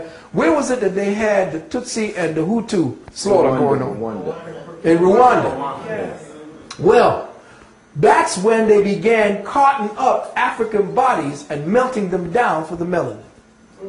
You saw when they were bulldozing hundreds of thousands of bodies? Where all their bodies went? They went into a vat and they were cooked. And they were brought down to their molecular structure and studied. And all of that went into the melanin and all that material, the fat and all of that, went into the foods and all of your medicinals and all of your makeup and all that shit. And people are, well, what happened to, well, nobody, is anybody made a memorial for the bodies of the people slaughtered in the Rwandan massacre? Where are all the bodies? They say they're in mass graves. Well, show me the mass graves. See, nobody's listening and nobody's paying attention. Well, how many people already have died in Dhaka? I mean, That's what I'm saying. they're saying already it was like millions of people. It's harvest And time. millions It to come. It's harvest time because black people are essentially the pool of consciousness for the human strain on this planet. Yes, brother. Now that melon that they boil up together, they find some way of infusing it into white folks? Well, this is what's going into the medicinals. This is what's going into your cream that is sun blocking and all that type of stuff. Yes, the sunscreen. Yeah. Yeah, they call it leucoderm. Yeah, whatever it is. Yeah, leucoderm, right. Yeah. Leuco is what? White. White, yeah. You know? Yeah. Did Gregory say that that has something to do with the child murderings in Georgia? Well, that was an interesting Some kind thing. of experiment? Yes, that was something interesting that happened that never really got to the surface. They were using, particularly, boys of Haitian descent. Because, see, the deep part about it is that some of us are uncircumcised. That's why I say we had to get back to our circumcised children, because the circumcision was the ritual. And a lot of people are saying, well, no, we didn't do no circumcision. Yes, we did. Ancient Kemites did circumcision because nobody studies what happened before that. See, what happened before that was a great trauma that changed the genetics of our people. Now, at that time, and I know he says, well, how do you know? Well, what you have to do is study the metaphysics of the operation of the body, and then you'll know what happened. The perfect female and the perfect male, for whatever that is and whatever that means, the human strain, the original perfect human was asexual. It didn't need to procreate because it was one entity without sex. It was a living vibration that had consciousness, didn't need features for senses to express itself because it impressed its experience. You see. So it was an entity that they said that if we were to see what our ancestors truly looked like, if one of them, human ancestors, were to step to us today, we'd all faint. We'd probably die of a heart attack because we don't look nothing like them. That's right. The way we look is when we look on the walls and we see what the true genetics of humanity look like, we look at the ancient Kemites, we will see that their eyes were always made super big. And we were wondering, well, why are they making their eyes super big? Was that some kind of, artistic expression? No, it wasn't. That's the way we were. The way they're depicting the aliens now with the grays and stuff. If you look at the gods, as they called them, the gods had eyes that had no whites damn near in them. Almost like they call them the doe-eyed gods. If you look at a deer, there's no white parts in a deer. The eye of the higher animals, there's all black. And that's how our ancestors looked. We didn't have scleras. The shrinking of this part here that became the pupil is the effort of the brain to try not to sift in all the dangerous rays of the sun. So it shrunk out the black, because black absorbs. So it shrunk it in order to protect the brain from the high radiation light frequencies. So we don't look nothing like our ancestors from back in the days. So where was I when I was trying to make a point? I don't even remember. Oh, the male and the female. Going back to the Atlanta murders. The prepuce and part of the scrotum and part of what is it called? The gonads were taken out. Because the prepuce has the darkest melanin. The head of if you look at the shaft of a melanated man, you'll see that it's blacker than his body. Because that's where the creator energy is, in that. And in the prepuce, which used to cover it, that's the blackest part of his body. Now that was removed. Why? Because the prepuce was the pathological imitation of the female vulva. And to become a man, it had to be removed. This is why when you studied, if you study the Gray's Anatomy, which I did study it, and a lot of people came down on me because they were saying, well, damn, why you want to cut this off? That's going to take inches away from the pleasure and all this bullshit. Why did our ancestors do it for 10,000 years, I asked them. Did you ask before that you start taking on the white man's perspective, the white man's feminist perspective about circumcision? Did you ask them why they did it for 10,000 years? Not just in Africa, but all over the damn planet damn near. Because within us, we recognize anew that that was not the way the male was made. And if you go into the old medical books, which I studied, the Gray's Anatomy, it's funny how Gray's Anatomy is no longer being referred to as the best book on anatomy. But I go back to the old shit. That's why I don't like the new dictionaries. Because there's words in there in the old dictionaries back in the 50s and 60s that have words that don't exist here today.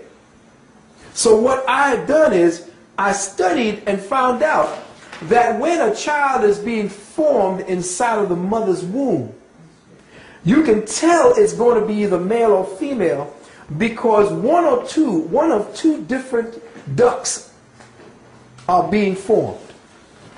When it's a male, coming off of the kidneys is something called the Wolffian duct. And it's Wolffian duct, I believe. If it's first, then take what I'm saying as reversed. Okay, the Wolffian duct, we'll say. Coming off of the kidneys and the forming of the fetus is something called the Wolffian duct. And in the book it states that the Wolffian duct begins to develop into the penis. And as the child is developing, the penis is developing, you get right to the head. And as the child is developed, all of a sudden there's a spurt of growth that covers right over the head. And I say, well, why would it need to cover over the head? And they say, well, that's what is there. Nature did it, it's to protect it. I say, well, what if that's a pathological expression of nature? And the ancestors knew that and removed it. Because in the previous knowledge of the ancestors, they never had it before. Now we go to the clitoris. And we say that the females who have a 10,000-year-old secret society of women who still do it, dealing with a tradition, they say, well, they're butchering it. Yeah, well, back in the days, they didn't butcher it because just like the umbilical cord was tied off and dried up, the same thing happened to the clitoris back then. Because the women knew what to drink and they knew what to use on the clitoris to dry it up and atrophy the masculine principle within themselves. So for the woman to become a woman, she had to atrophy that so that she could be the woman. For the man to be the man, he had to take off the female presence on him. So when you begin to see it from the wisdom of the ancients, you begin to understand. Now, when the man goes back after he's done what he's done and he's grown older, or he wants to become a priest, what does he do? He goes into his sanctuary or goes into the place where he is in his monastery, and he puts on the habiliments of the monastery, and then he replaces the prepuce with the hood. That's the reason for that. That's the expression, because he's now asexual and he has both sexes that he represents. He's not supposed to be sexual. The hood represents the return of the prepuce over this head. You see, when we stop falling into the bullshit, whatever it is that white people are trying to tell us about ourselves, and we stop playing into that game that white folks got us believing is real, of course it's going to be butchering. Because if the sisters back then don't have the same cultural tools and cultural rituals and cultural knowledge that they did, that conducted that ritual for the females, of course it's going to be butchery and it's not going to be the same anymore. What is the same in our society anymore? But if they're trying to continue the tradition, it was for a reason. And for them to be castigated after doing it for 10,000 years and you coming along with all your knowledge and science and saying, well, you shouldn't do that. It's called female genital mutilation. What the hell does that mean?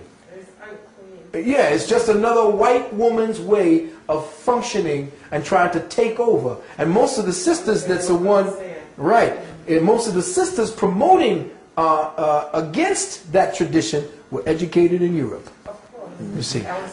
Exactly, all of them. So I as far as the situation with the sisters and the prepuce and all that, I know what that was for, so I'm not condemning them, because in their own genetic memory of their ancestors, they're following through with what they knew to be right at the time.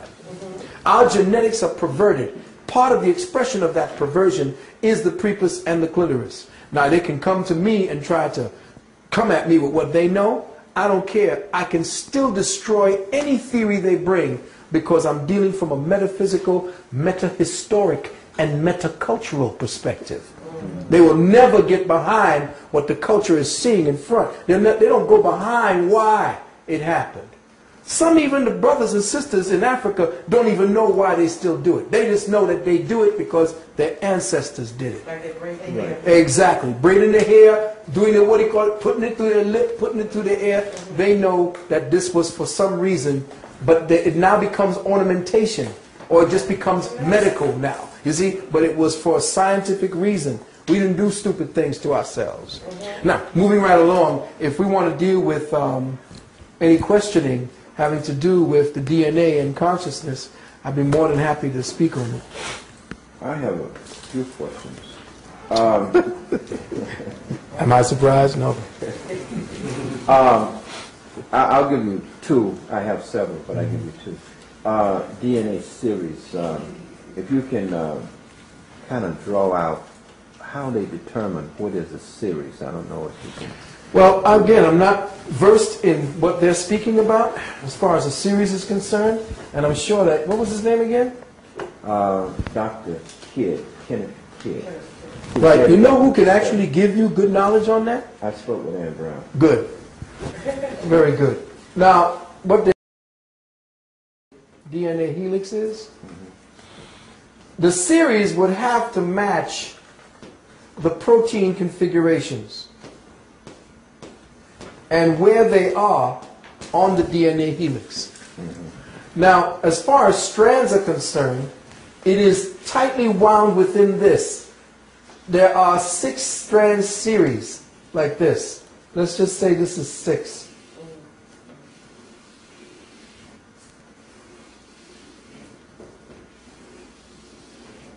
And going in the same direction.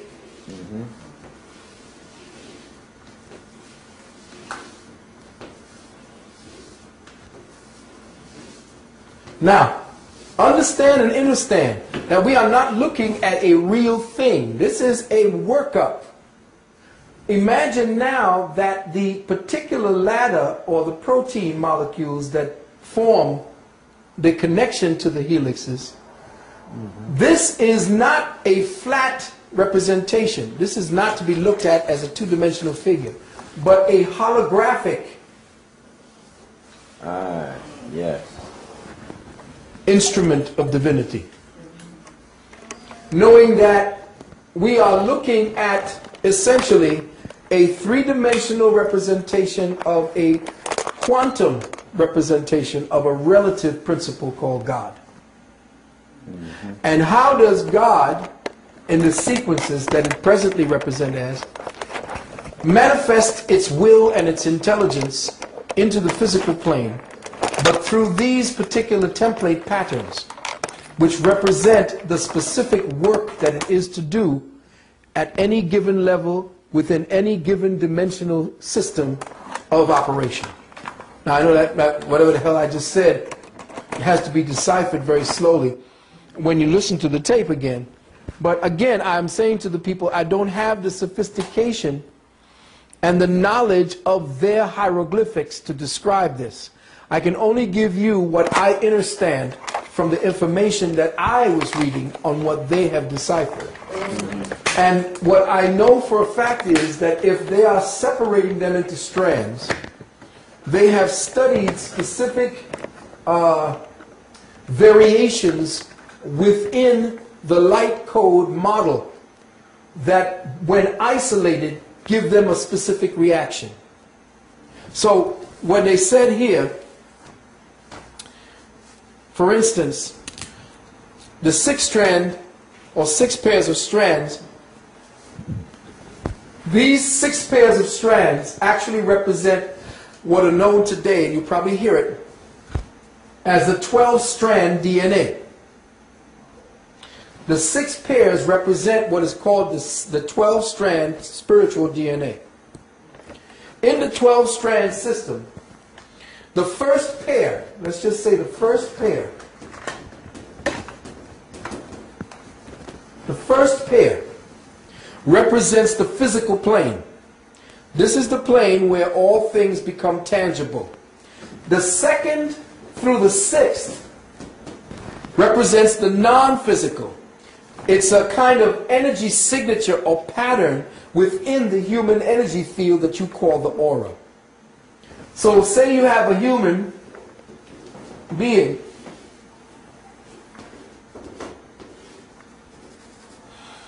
And this human being is wrapped within an aura.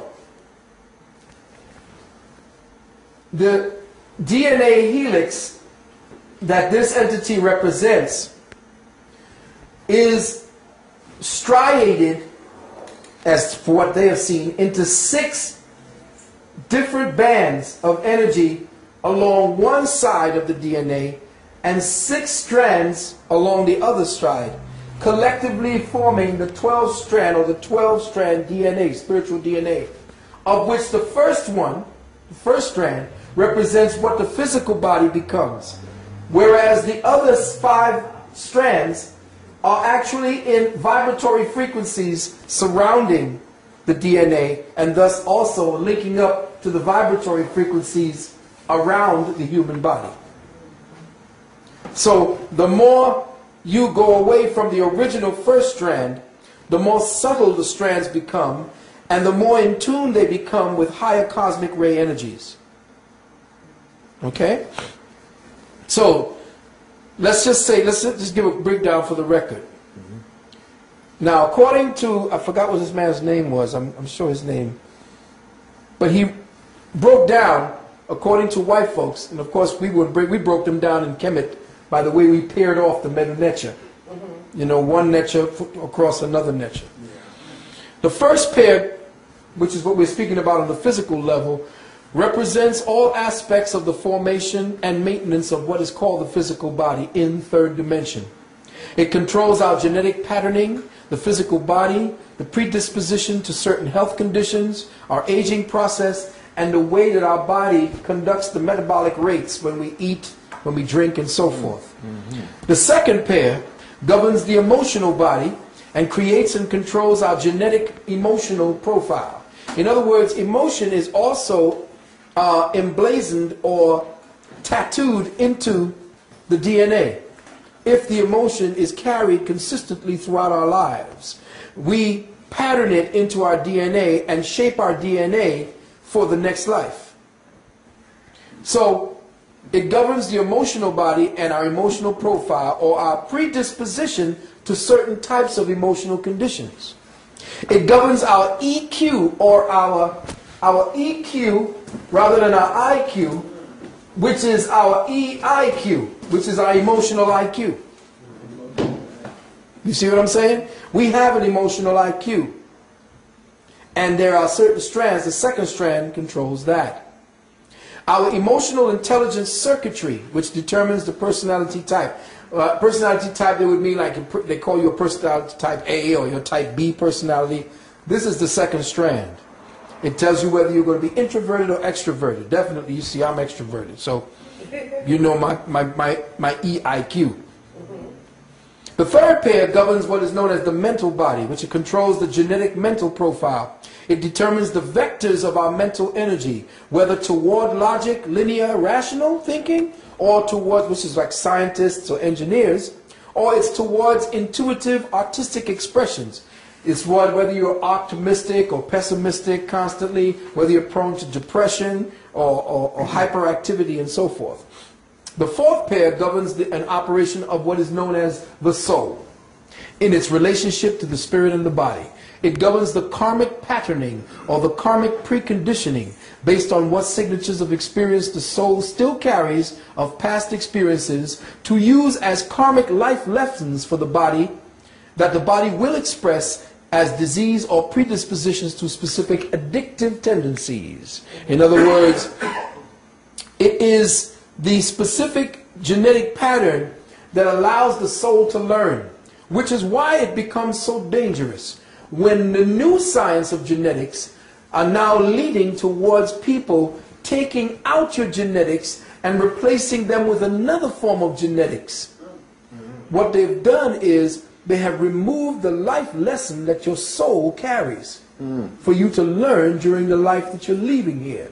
Once you remove the disease by removing the genetic imprint of the disease, the soul that actually has the signature of the disease that is being represented through the specific template of the genetics, the soul now has this signature of experience that it was trying to unburden through its life lesson. It no longer can unburden its life lesson through the genetics and through the disease, and thus becomes a robot, thus becomes unfeeling, thus becomes a murderer like Bundy. And I will say to you that the United States, remember, has the highest amount of serial killers in the world.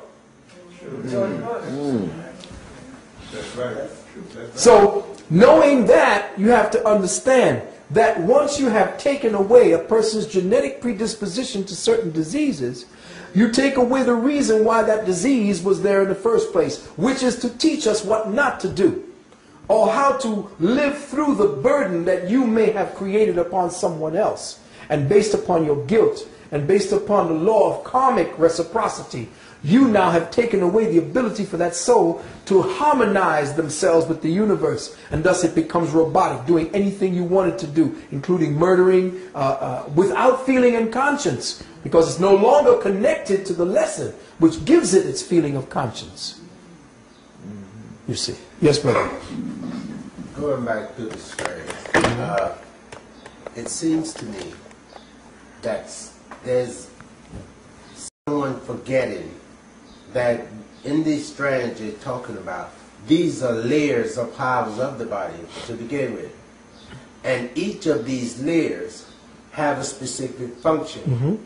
They do not spell out what these functions are. So they can talk about strands all you want to until you go within yourself and know, I don't say believe, but know that as you get older, they begin to diminish. Until when you come down the core, your mission or here is over, and you go back to the ancestral world, but having completed your duty. But they don't look at it that way because, number one, intellectually, they are crippled in that field. So all this talk about what they are discovering, it wasn't lost. So how can you discover that which you lost? Precisely. What it is, you didn't understand. And since you didn't understand, you should make little talk about the big mystery rather than trying to interpret it for somebody else, something you don't know. Precisely. And that's why you have to look at it also in a larger frame of consciousness. The fact of the matter is, we as melanated gods forgot who we were. And the only reason we would allow someone like him to rule us is because we don't know who the fuck we are. All right. We don't. Now, Not conscious. That's right. the reason is right now is he is out there digging up all of our memory banks. He is there doing things by his own lack of ability to know. His drive was what we had within us. You got to remember, we the ones that fell. When they talk about the gods that fell, it's us. And remember, we were the ones that was playing Yaku. And remember, Yaku was a black man. Now, what fool who had the knowledge of God would want to create creatures to do work for him? Now, think about that, because all the stories have analogs or analogies to things that happened to us. And remember, myth is simply spiritual history. And that we are now reliving our consequences for our actions when we began to take it for granted that we were gods. And when gods begin to play with no responsibility, consequences come into being. And then we started playing around and we began degenerating based upon our consequences. And now we living out all the hell that we created for ourselves. And tell you the truth, this creature that is part of us is us. That's correct. Now know that for a fact, that this creature that you call the Caucasoid is the worst of us. That's correct. It was the result of your disease. Oh yes, the disease of the human genetic strain is him. That's right. And the reason why he's so preoccupied with disease is because he is a disease. That's true. So you have to understand his proclivity to be preoccupied with something means that that's what he's drawn to by nature. One last thing. You recall that when the Rosetta Stone supposed to have been found in Egypt, and this gentleman had been there for a long time trying to decipher what it meant, how to read it, etc. And it has several types of, what do you call it? Had three different languages: the Aramaic, the Greek, and the Kemetic. The gentleman went back to England, and he was trying to decipher what is it saying. What is it saying? And they couldn't find nobody that had did any extensive study on it or learned it. Right. One day he was sitting up there in Egypt, and he's trying to figure this out. And then he turned to one of the persons who was with him, accompanied him. He said, I don't understand what the heck this is saying. So what is it saying? The guy read it off to him. He turned around and looked at us. Yeah. Said, you know this? He said, yes, this is my ancestral work. Yes. He fled back to England, and now he became the master of the Rosetta Stone. Yes. Exactly. Exactly. And the problem is we don't know that when we see it.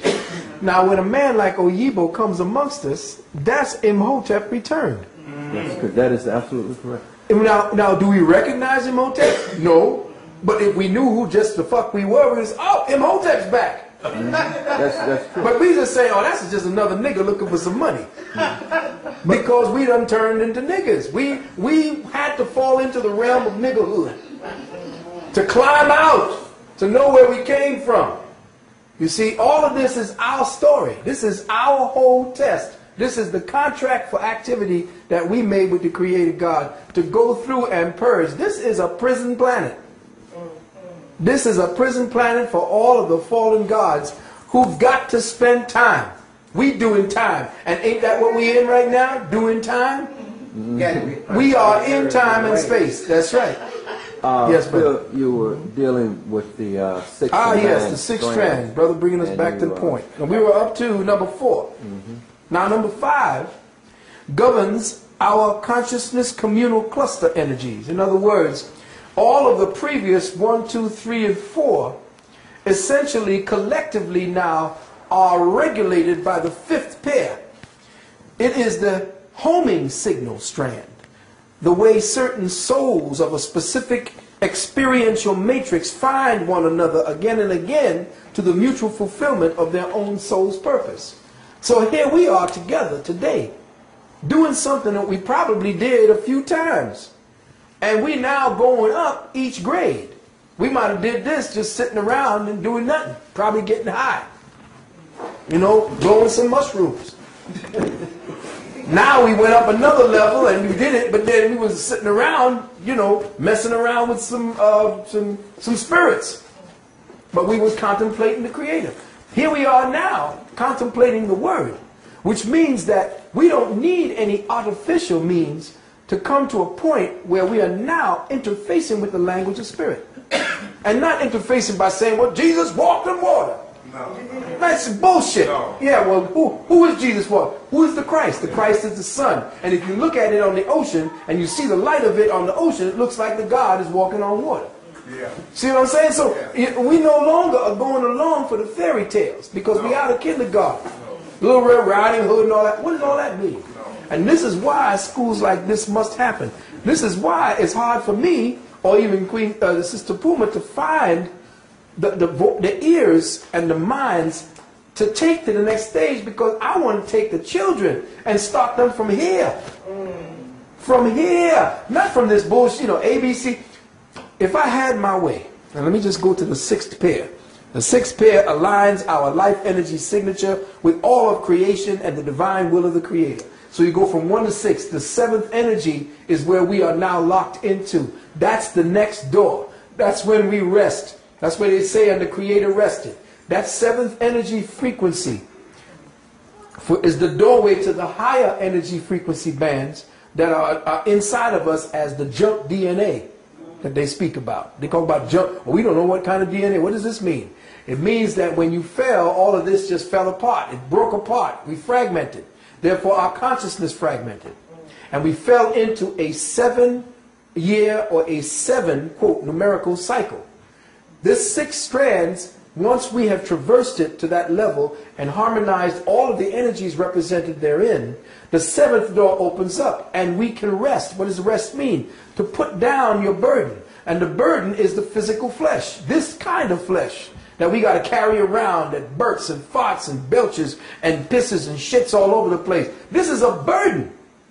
We didn't have to do all of this because we are locked down in redundancy. And life is a redundancy at this point because it's not moving forward. Now, like I said, if I had my way and I had the children, I would build a school where nobody would begin teaching children how to read until they're 7. Because what you do is you create myopic children when you have them reading 2-dimensional words too early before their eyes are developed. So immediately you got your children wearing glasses by the time they're 5, 6, 7, and 8. I would begin by having children outdoors. Children cannot learn indoors. The first place they would be going would be places where they would be interfacing with first-hand experience. Remember I told you about first-hand experience versus second-hand experience.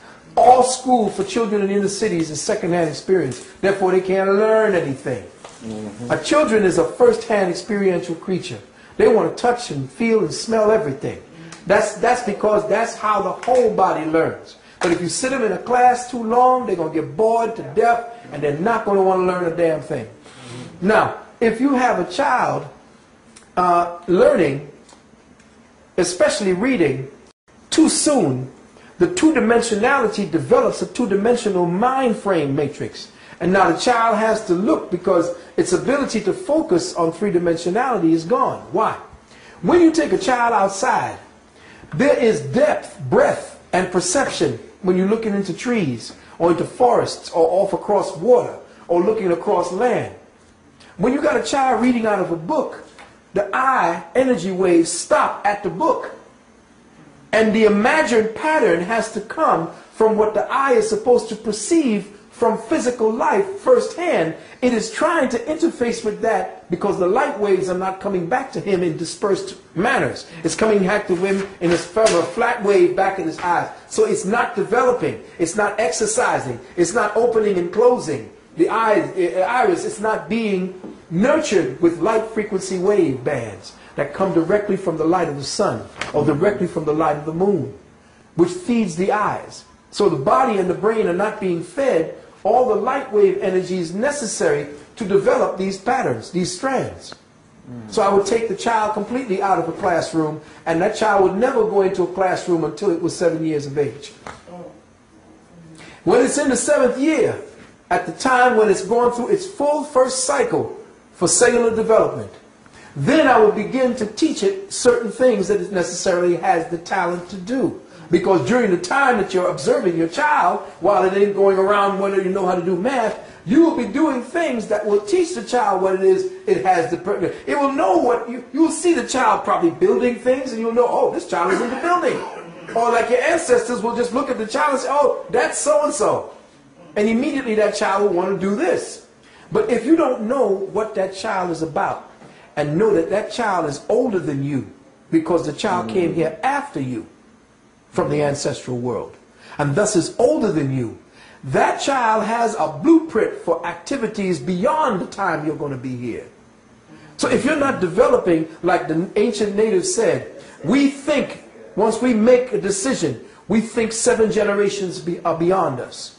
Why do we think 7 generations? Because we know that the child that's here is the child of the 7th generation. Beyond that. And I'm saying, well, if I'm not thinking about what this child may be bringing back by what it has from what I've learned and what it is tuned to do, if I'm not paying attention to what this child is trying to say and instead trying to lock this child's talent down to fit my own consciousness criteria, I'm going to stagnate this goddamn race into redundancy, and it's going to just come up with some dumb, dull-ass bastards that are going to be either, you know, cattle fodder, cannon fodder. You see what I'm saying? We have useless eaters, like they call us, only because they have purposefully suppressed the ability for consciousness and spirituality to grow the way the cosmic consciousness has grown. So human beings are at least 2,000 years behind the cosmic clock. Because we've been locked down in Christianity for 2,000 years, which has stopped us from spiritually developing. So 2,000 years behind the cosmic clock.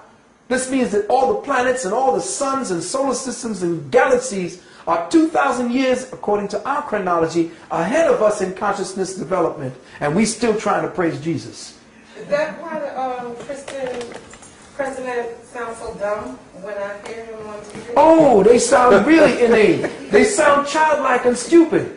Don't they sound infantile? Because that's where they are. He is dumb. He- That sound He just plain dumb. Okay. Well, you can't help it, but that you have to be dumb going in there. You know, to just surrender your logic and your reasoning to a story about somebody you ain't never met. You don't know this man. See, that's why you've been conditioned through vicarious experience, and that's why you would accept a vicarious savior. Just for the brothers and sisters who will be watching this tape, who go to church and who have had earth-shattering experience, so to speak. There have been incidences, say for an example, where people have been healed. Women, I know it's said of a woman who a car ran over her child and lodged on the child, and in that moment of, you know, just trying to save the child, call upon Jesus and literally lift that car off the child. How do you deal with that? Well, what they are doing is using a tool of consciousness. You could have called on Heru if you were taught what Heru is. But you see, black people are the ones, we are the ones, native peoples are the ones who are so spiritually based, it doesn't matter what we call it. But the problem is that they've turned that into a political weapon, where we become atrophied by the activities of the ones who control the God that you call. But see, you are the one who is the God calling upon yourself to lift that. It was the fear and, chemically, the adrenaline from your adrenals. And the kidneys are the seat of your ancestral energy. And the unconditional love between the mother and the child. Oh, there it is. And once that happens, you can find the strength, because your kidneys are the basis of your ancestral strength. And when you call upon that strength, you call upon your kidneys. And in ancient Chinese medicine, it is the kidneys that control the muscles. And if that's the case now, and your kidneys also are the seat of your ancestral ki, I think it's called your jin, or whatever it is, that energy there, no, not the chi, there's a certain type of energy called the jing and something else. But we know it's the overall chi. But that's what you're calling up. Then you're calling on your ancestors' energy. It's already you, because you've been made to believe it's a vicarious savior outside of yourself. But the savior didn't do it, you did it. Would that apply also when the preacher lays on hands and someone is healed, Right. people in a wheelchair Yes, come? it's called suggestion. I can make you heal because okay, I'm also a, I say this, then people say, oh, that's how you do that. No. I'm also a hypnotist, one who deals in therapeutic hypnosis. And the first thing they teach you is that all hypnosis is self-hypnosis. It's true to the extent you believe it. Exactly. What you do is you open up through trust and believe that the person is there to help you. So the people going up there looking for Jesus to help them already has opened up that part of themselves that will be open completely to the suggestion that Jesus is healing them. Or anything they think is safe. Anything. And whatever I touch you and say, be healed, because I be looking at this thing on TV where these one little white man amongst all these black people who's going over there healing people. Knocking them down on their asses. I'm saying this is crazy. You are the healer within you. Can't nobody transfer something to you that he ain't got. Yes, sister. My question is that for the past 10 years or more, I have experienced every night, if I allow it to be, where I look into the light Yes. and I see people. Uh-huh. When am I in contact with my Interesting. That's interesting. Sometimes light frequencies can open up certain crystalline lattices and chemical memories that you have of past experiences, because they live inside of you as switches, chemical switches. And if you look into the light, that may be the spirit catcher that you have. Certain people use things, like certain people can get into trance just by using a ball and twirling it. Some people use water. Yes. Now, if you look in the light and that triggers something into you, that means that that's the way that you trip this mundane reality and fall into the other reality. You see? The secret is that supposedly at the time when we were created gods, the fall caused the split in our brain. And this is why you have two halves. Think about what she just said. It kind of occurred to me that we can manifest what we need. Like you could call on a God, it could be your mother, or anybody that crossed over. If you feel you need them at the time, and you could manifest in your life what you think you need to save you and take you over. It is who you are. And in the DNA and in the RNA and all the rest of that stuff, whatever it is that they classify, the total whole you is a divine being of light. And that what we are looking at as a texture and as feelings is based upon a chip that we have, a biological chip that has caused us to agree with the present way things are. Reality is an agreement. Yes. That's all it is. Exactly. So when you break the agreement, people who have the gift of breaking the agreement, when you look in the light, you break the agreement. And by breaking the agreement to say this is this and that is that, you fall into the reality that just says, no, this is not that. And then you see things. Oh, yeah, that's what I do when I do when I'm doing my naturopathic healing, and I infuse my ability to see and read with what they need. And sometimes on the phone, I can listen to their voice, and they say, hello, hello, are you there? Are you there? And I go into this place where I hear what's going on, because the voice has within it little conversations going on, and I'm hearing them in their voice talking to other people, and I hear the pain from the organ that is causing the problem, and I'm saying, well, what am I tuning into?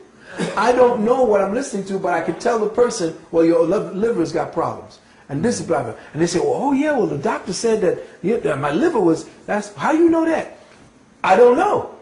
And I don't want to be like the white man and say, well, due to my ventricular centricular and down my centricular supula, I don't give a shit. If I can help you, based on what gifts I have of being able to go into what I call my still point. That's the place you find it. That's where you go. That's where you go. Exactly. That's where your thoughts no longer control you and keep what you think to be the reality in place. See, it's the thought process that maintains the agreement.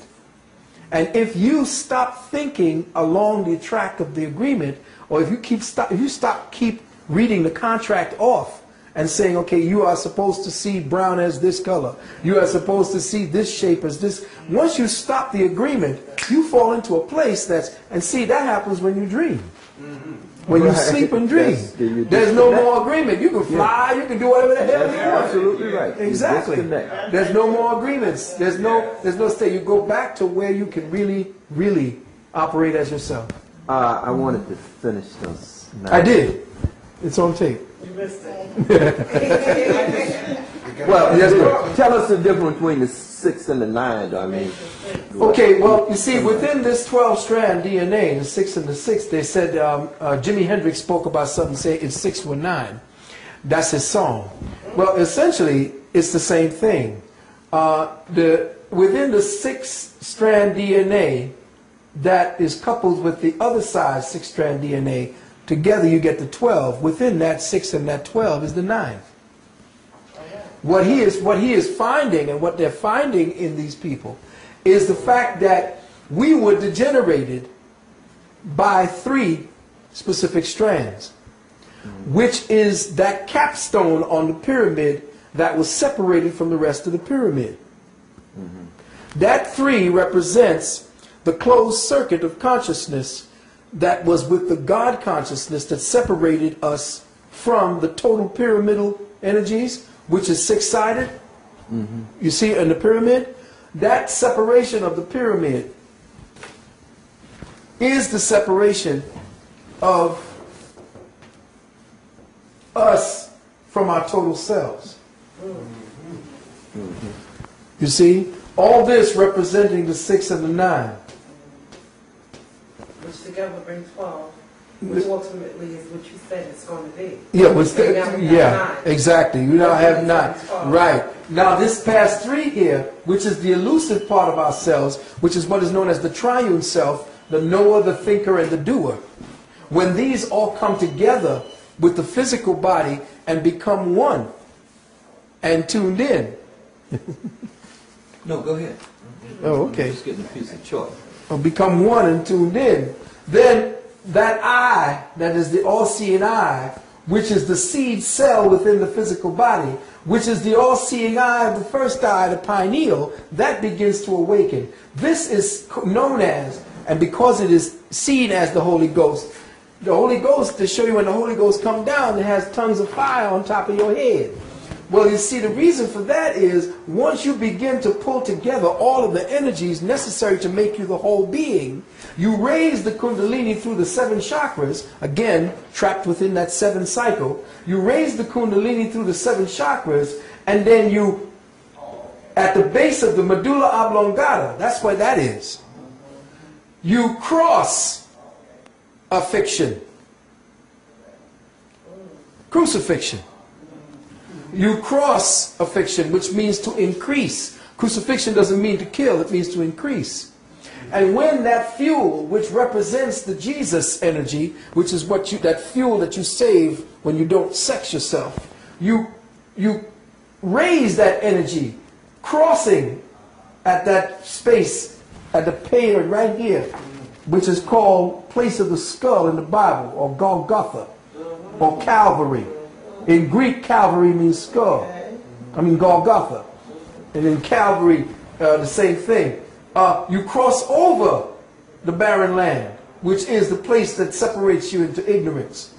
And you cross over and you light the pineal, which is the lamp of God that taketh away the sins of the world. Ah, okay. All right. All right? So when you're looking at all of this, it's fine for what it means. You know, we're supposed to see the higher consciousness, but what are we going to do? What is still left within us? What remains atrophied? What has become comatose within the body that we need to reawaken? And that is we need to shut down half of our sexual energy so that we can raise that energy into lamping, instead of coming down here. You know, your father said, you can't use both heads at the same time. It's either the little head, which gives you little knowledge, or the big head, which gives you the bigger knowledge, or the wider space of the knowledge. So this is it. Yeah, well, definitely the little head takes away your knowledge, because after that you're going to sleep. Yeah. Right? The big head, once you don't do that, you awaken to the highest self. If you can bring that sperm back up in through the vesicles, through the sun plexus or your solar plexus, which then raises the light through the lamp of God that taketh away the sins. The sins meaning the ignorance of the world. That's right. Do you think that that's why the Catholic Church, they say that the man should Not marry. not marry? Yeah, well, you see, but it's too. We're in a time when everything's going in the toilet. It's nice to have it back then because they were trying to imitate a time in Kemet. But it, no, it ain't gonna work because you're nothing but pedophiles and homosexuals. Exactly. You know, how you gonna put an animal in there to act like? I mean, you can get a monkey to walk upright, but it's still gonna act like a monkey one day down the line. Yes, brother. Okay. I wanted you, if you could, elaborate on another concept. Both Dr. Calvin Robinson, when I asked him about that, this is the brother who introduced me to this research, Dr. Calvin Robinson. And also Professor Lebo gave some insight on this. But the Earth, which is on a 24-degree axis, the sun, and I'll just sun here. But as the Earth goes around the sun, the rays of the sun hit the Earth along the equator most directly. Yes. You know, hit it. Yeah. And the Earth, of course, Africa. Right. The equator passes directly through the center. To the center of Africa, yes. Africa. Which is And- directly below, essentially, right there, where they found the higher strands. Right. And also, Africa sits in the center of Yes. the Earth. So that the rays of the sun, life rather, is in the rays of the sun. If you block off the rays of the sun from hitting anything, it dies. Yes. If you put a blanket over grass where the sun can't hit it, it dies. There can be no life Without the sun. So life is in the rays of the sun. Exactly. So if you have the rays of the sun hitting the earth most directly along the equator, and Africa, you know, is the equator passes through the middle of Africa, then you will maximize the potential, or you will maximize the environment for sustaining life and any evolutionary process of life, because you have the maximum life rays hitting the earth. And that has something to do with humans evolving in Africa, and this continuity of human life reflected in Africa and reflected in the 9 or the 12 strands of DNA, which is his explanation for why you have 9 strands, 9 series of DNA within Africans. The rays of the sun is diminished, you know. Yeah, on that trajectory, yes. Yeah, they don't hit the earth as directly as they do in the maximization of life there. And I wanted you to kind of speak to that in terms of that explanation. Okay, first things first. We have to go back much farther than the history of what they are speaking about at this time. The history of the planet is not what we see according to the continental divides today. I'm going to first put up this particular sign here, and it's an elongated picture of the Earth. And know that before the continental divide, that what we know as South America and Africa were once one large continental mass. And that this whole mass that you see here, Asia and everything, all of this were together. And at that time, the Earth was not at its 6th cycle, or its 2 working through the 4. It was working on a more, I don't remember the exact numbers, but I'll get them for you. The ellipsis and the angle to which the sun was hitting it was not as intense, because that's the time when they call it the Garden of Eden. All right? The temperature was the same around every place on the planet. That's when it was all together. Right, that's when these continental drifts here were not separated. They were all together. And essentially, most of this landmass, and you see here, was not separated. The angle of the Earth shifted when it got hit. Okay? The separation that we see here, where you see Mexico and so forth, this area here is now under a lot of controversy as to whether or not this was the area that the Africans originated in. See, now, this is why I'm saying what I'm saying to you, because a lot of the information that we're studying as Africans is old, antiquated information, because this European is digging all over the planet looking for himself. And he's finding us. And we can't just dismiss any of the information, because Sheikh Anta Diop, Dr. Van Sertima and them are coming up with information all about Africa, which is fine. But Africa was not Africa at the time we were coming up in our high civilizations. What became Africa after Africanus, the guy that the Roman named it, the black Roman was named general, this is not Africa. We have to completely rechart the consciousness that we are using. The particular blinders, the particular field of awareness that we're using to try to find ourselves, we can't use that anymore. It's antiquated. It's not for use for black folks anymore. If there has been a great, within all of our writings, a great continental cataclysm. We must go back to that point where we were joined first before we were split, and then study what happened, because in the southern parts of what we call the Americas today live or are evidence of what the primary pyramids looked like before they went to Africa. That the step pyramid that you see in ancient Africa was essentially a copy of the ones that you saw in the Mesoamerican place. The ones where you saw the step pyramids built, but built with certain... Whoa, what the heck was that? You're talking in Mexico? Yeah, in Mexico. Oh man, I broke your chair. I didn't mean to break your chair. My fat ass. In Mexico, in Mesoamerica, and in America itself, they're finding pyramids. They found pyramids in China, pyramids in South America that predate the older pyramids that you see as the Saqqara pyramids in Africa. Now, we're not looking at it and saying that it might not have been up here. It might be one landmass and one set of people that did the whole damn thing. Or could it be evidence of people traveling? Yeah, but I'm saying we traveled back there to find that. It's not the evidence of people. We found ourselves over there. You see what I'm saying? We found Nubian heads over there. What were Nubian heads doing over there? Wait a minute. They found one in Brooklyn. I did a lecture where this guy was digging up and excavating to do some work on his house and came up with a 3-ton head sitting up underneath his house. Black as you want it. The same black Olmec head was found in Brooklyn.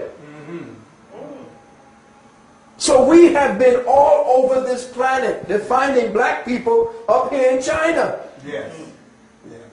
We're finding black people. Wait a minute. They found... Original. Huh? If we don't, original. Why not? That's what I'm saying. So they found it out down here in India that a man named Bodhidharma walked 8,000 miles into central China, a black man, Yes. and established a place called Shaolin. It becomes Shaolin Temple. The Shaolin Temple, Yeah. where along that 8,000-mile track, he studied the animals, learned their ways, the serpent, the tiger, and all the eagle. He studied them and their ways and developed a particular fighting style. Now, over here you see Olmec heads. And the Mayan people say that the Olmec were their fathers and mothers. And when you look at the Olmec, of course the white man says to you that we had to make the thick lips because we had to make them weather strong, weather wear. These motherfuckers are something else. And what's their reason for not having any? That's what I'm saying. I'm saying the same thing with this guy named David Icke, that everybody been buying this thing about the reptilians and the thing. Now, he got some information on the Illuminati, but he's a racist. Yes, he is. Now, if he says that white people came down from the Caucasus Mountains and built all the civilizations that you see out here that everybody digging up, I'm trying to figure out why these white people didn't put their face on all these thousands of statuettes. There you go. Okay. You see what I'm saying? If you built the damn thing, wouldn't you have put up your own damn face? That's right. Wouldn't you think? You would think. But there's no evidence of him anywhere, but he's coming down to try to steal it through the New Age movement. But again, let's go back to this. At the time when the earth was on a specific ellipsis, the whole earth was surrounded by what is known as a compressed hydrogen envelope, which created an atmosphere that was perfect. There was no death. Death was by choice. You just wanted to leave your body, you left it. There was no disease. The animals and the humans connected telepathically. Now I says, well, what is this dream world you're talking about? It's a world that if I could perceive it, know it already existed. Because there's no thought that is new. No. There is no thought. I asked somebody, tell me a new thought. There's no new thought. Everything that we're participating in is a pre-existing experience based upon the envelope. Whatever is happening to the trajectory metaphysically, why we tilted to that 24-degree angle, was to cleanse the planet physiologically and spiritually, psychically, by creating certain aberrations that would force the life forms to have to adapt and thus evolve. evolution does not happen without trauma. If the human strain were to be too perfect and everything would be wonderful, they'd die out. Perfection equals death. So there is a constant changing and evolving and moving of the particular environmental situation to create conditions whereby man may evolve. Which is why they're finding only 6 in the most advanced industrial areas, and down in the new areas where the people are going to be rising from, you're finding 9. The next stage of development for humanity is in the continent now known as Africa. And where they're going to find the genius and leadership is going to come out of the melanated peoples, and that scares the living shit out of them. Well, it seems to me that the war on terror is being moved to Africa. Because I've been reading. Well, that's the way they were going all along. That's where You have to know the same with AIDS. It started with faggots, white faggots, and then it moved all the way in, and they can't find a white man with HIV/AIDS anymore. Everybody that has HIV/AIDS is black. Isn't that correct? So how do you plan to keep people subjugated? You keep their trust by making them believe that you know more than they do. Which is why I keep telling people, stop listening to this Negro who's telling you about his white Jesus. And get away from the church. Get away from the education system. Get away from the hospitals. Stop it. You're going to be unemployed. Yeah, well, you see, that's when we got, then we get creative. See, that's what happens. When situations force you, you get creative. Before you get incarcerated. Exactly. Well, you see, no, you don't have to be incarcerated because they ain't got enough jails to put everybody in. You see, but they got little concentration camps. They ain't got enough room in them concentration camps. They can't do it. They can only go along with our own, what do you call that word? Permission to go along. Permission and your consent. But the consent. I would like to go. Okay, let me go ahead. Let me finish this. Are you telling us that it's unemployment or death? Yeah. All right, I just thought I was. Okay. Unemployment or death. She has her hand up too. Yeah. Okay. I'm sorry. I had just wanted to add that when you were talking before about the down in Mexico, what they taught me was that they would give an enigma called what is the four-sided triangle? And the four-sided triangle turned out to be the pyramid. And because the pyramids were created by the Jaguar people, which are the Olmecs. The Balam. The Balam.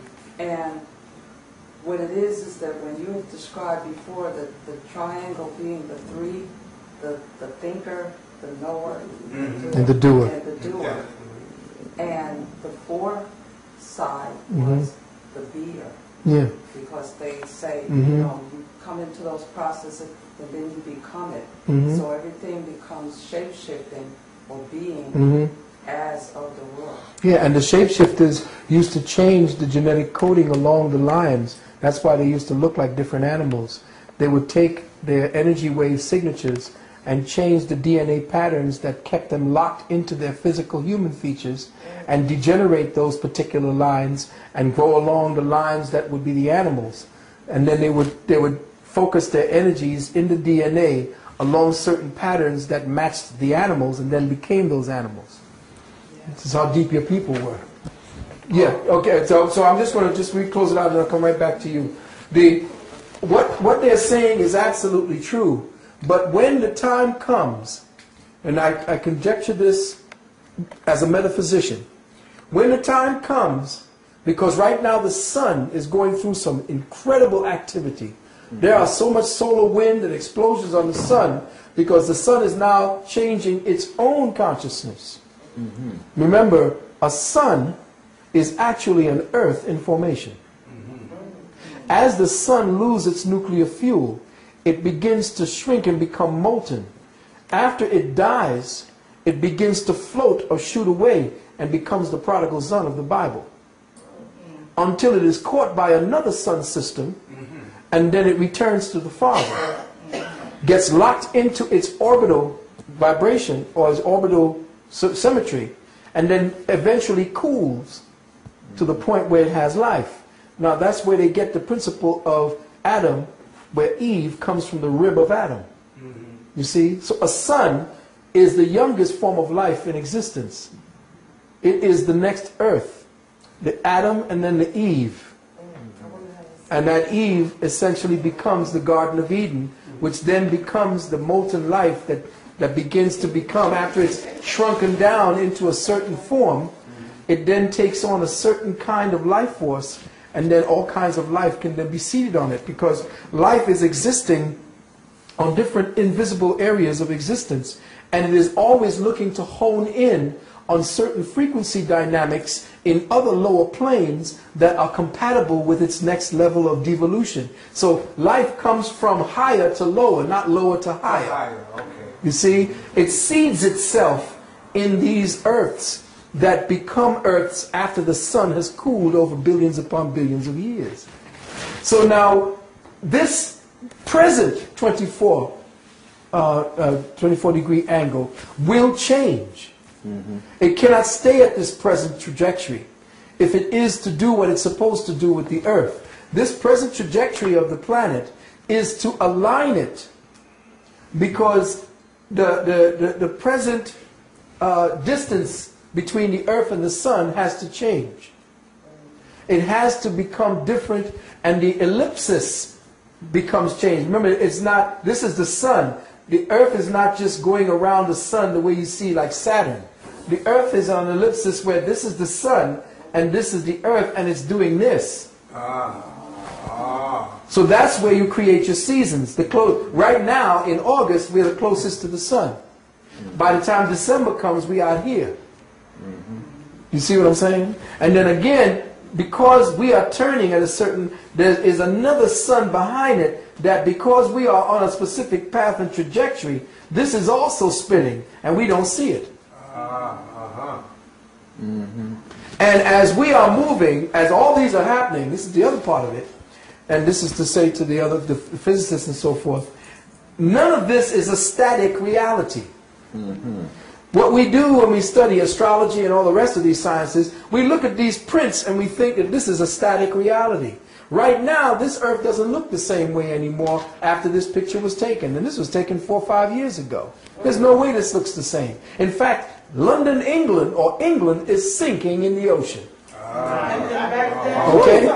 Wait, now check it. Check it now. That's why they got to find other places. New Zealand is the place where they're moving to. Oh, that's where they're going. Yeah. Another place is Madagascar. Madagascar is They're going. constantly moving away from the continent. Exactly. Because the earth is a vibrating conscious entity. And what has happened is we have a sun that is our Father, which art in heaven. Hallowed be thy name, which is the place where your pineal is. Yes. Thy kingdom come. Thy will be done on earth as it is in heaven. Now, earth is your physical body. This is below the sun, as it is in heaven. And heaven is our plexus, which is the sun plexus. Here's your heaven. Give us this day, which is the day, our daily bread. What is that bread? That bread is that seed that is secreted every 29.5 days from the solar plexus area into the bloodstream, which sits at the right kidney for 3 days. And if you don't sex it, it rises to the right hand of the Father. That's the secret. And you say, our daily bread. That's why they say Jesus is the bread of life. Okay? But forgive us our trespasses. When you trespass, you go into areas of your body with your mind that you're not supposed to. You see? And you see, we are trespasses for lead us not into temptation, because to tempt one is to make one, or to provide one with a chance to stray. You see? So let me not look at the sexual act and get overindulgent into that, because it takes all of my spiritual energy down to the physical plane. You see? So give us this day our daily bread, and forgive us our trespasses, and lead us not into temptation, but deliver us from the evil. Now, what is evil? Evil is simply that which is L-I-V-E, to live. Deliver us from the way we live.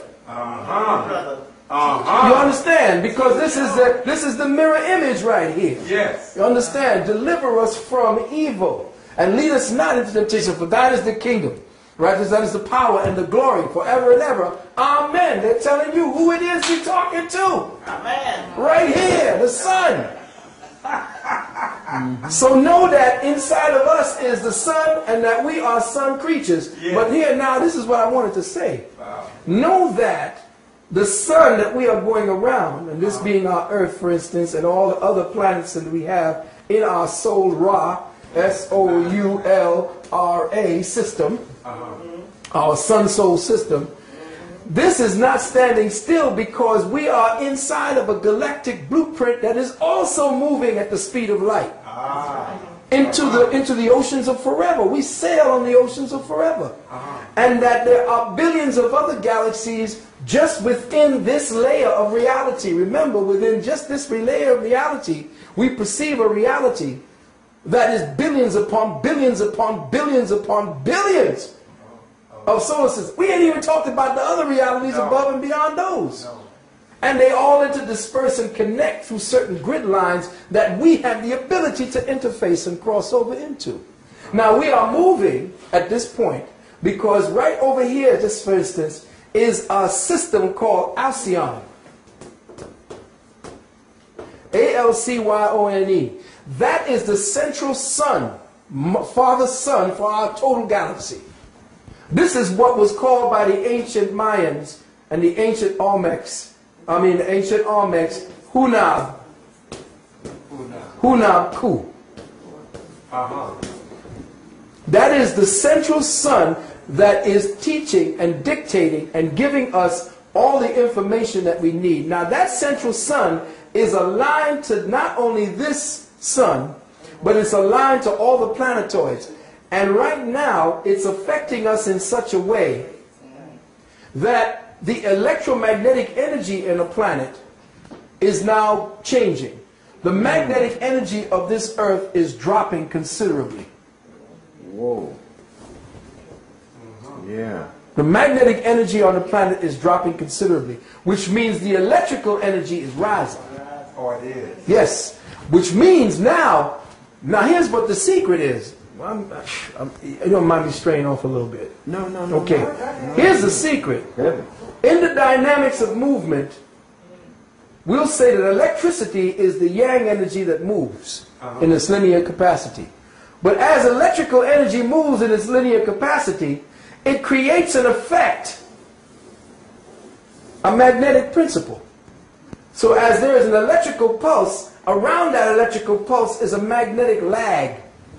So every energy, every spark of electricity creates a magnetic envelope.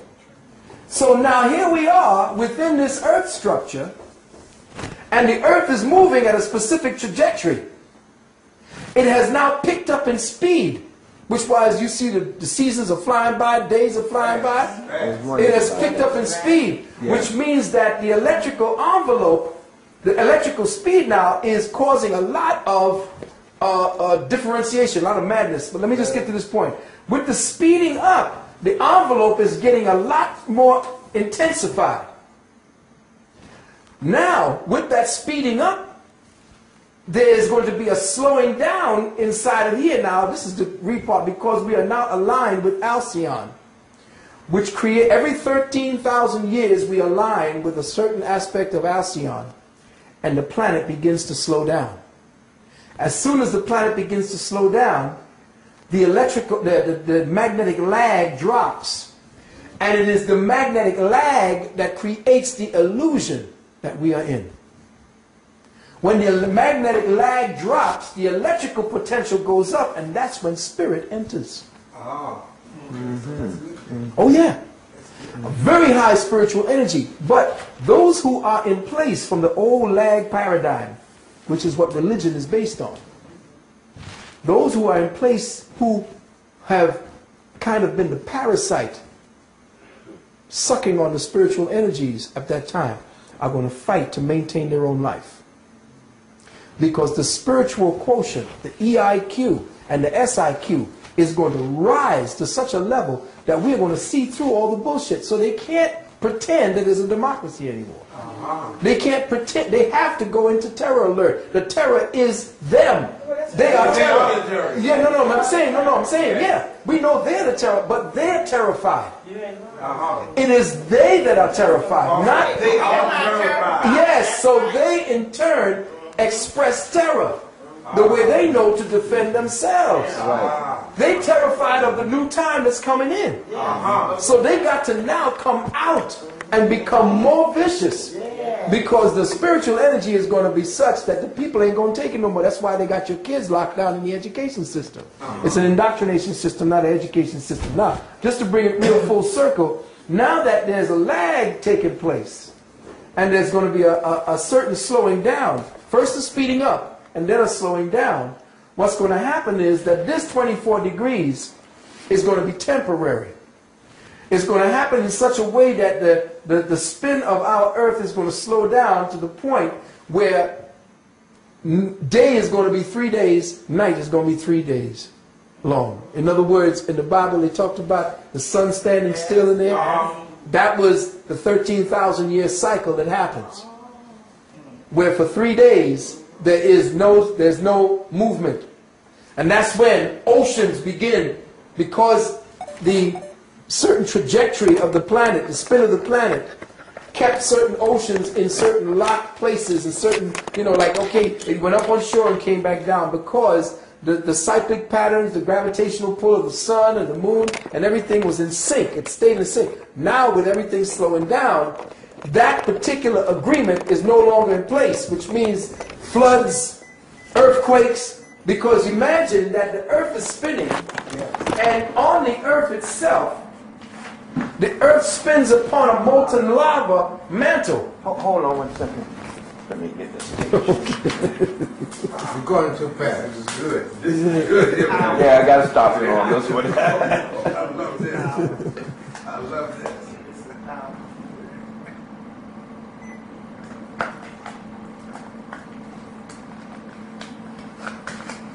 Okay. The earth itself at this time floats upon a mantle of molten rock. The centrifugal force created by the spin has set the present plates in place so that it's already found its spot. You ever spun a top, and after it's spinning real fast, it goes around first and then gets to a place where it spins real cool, like it's like not even moving. It's a little wobble here and there because it's spinning so fast. Well, know that the specific speed at which the Earth is turning has set the plates of the planet, which is above water, in place according to that spin orientation. As the top slows down, shit starts to wobble. Anything that's on that will begin to start shifting, cracking up and breaking into a new ellipsis, until such time as the earth begins to start spinning again, and in that second spin cycle, it rearranges the planet so that whoever survives now has to rebuild civilization. Oh, so it may not survive. Oh yeah, hell, there's going to be a lot of people dead. A whole lot of water where there wasn't no water before. Yes. Beachfront property in Nevada.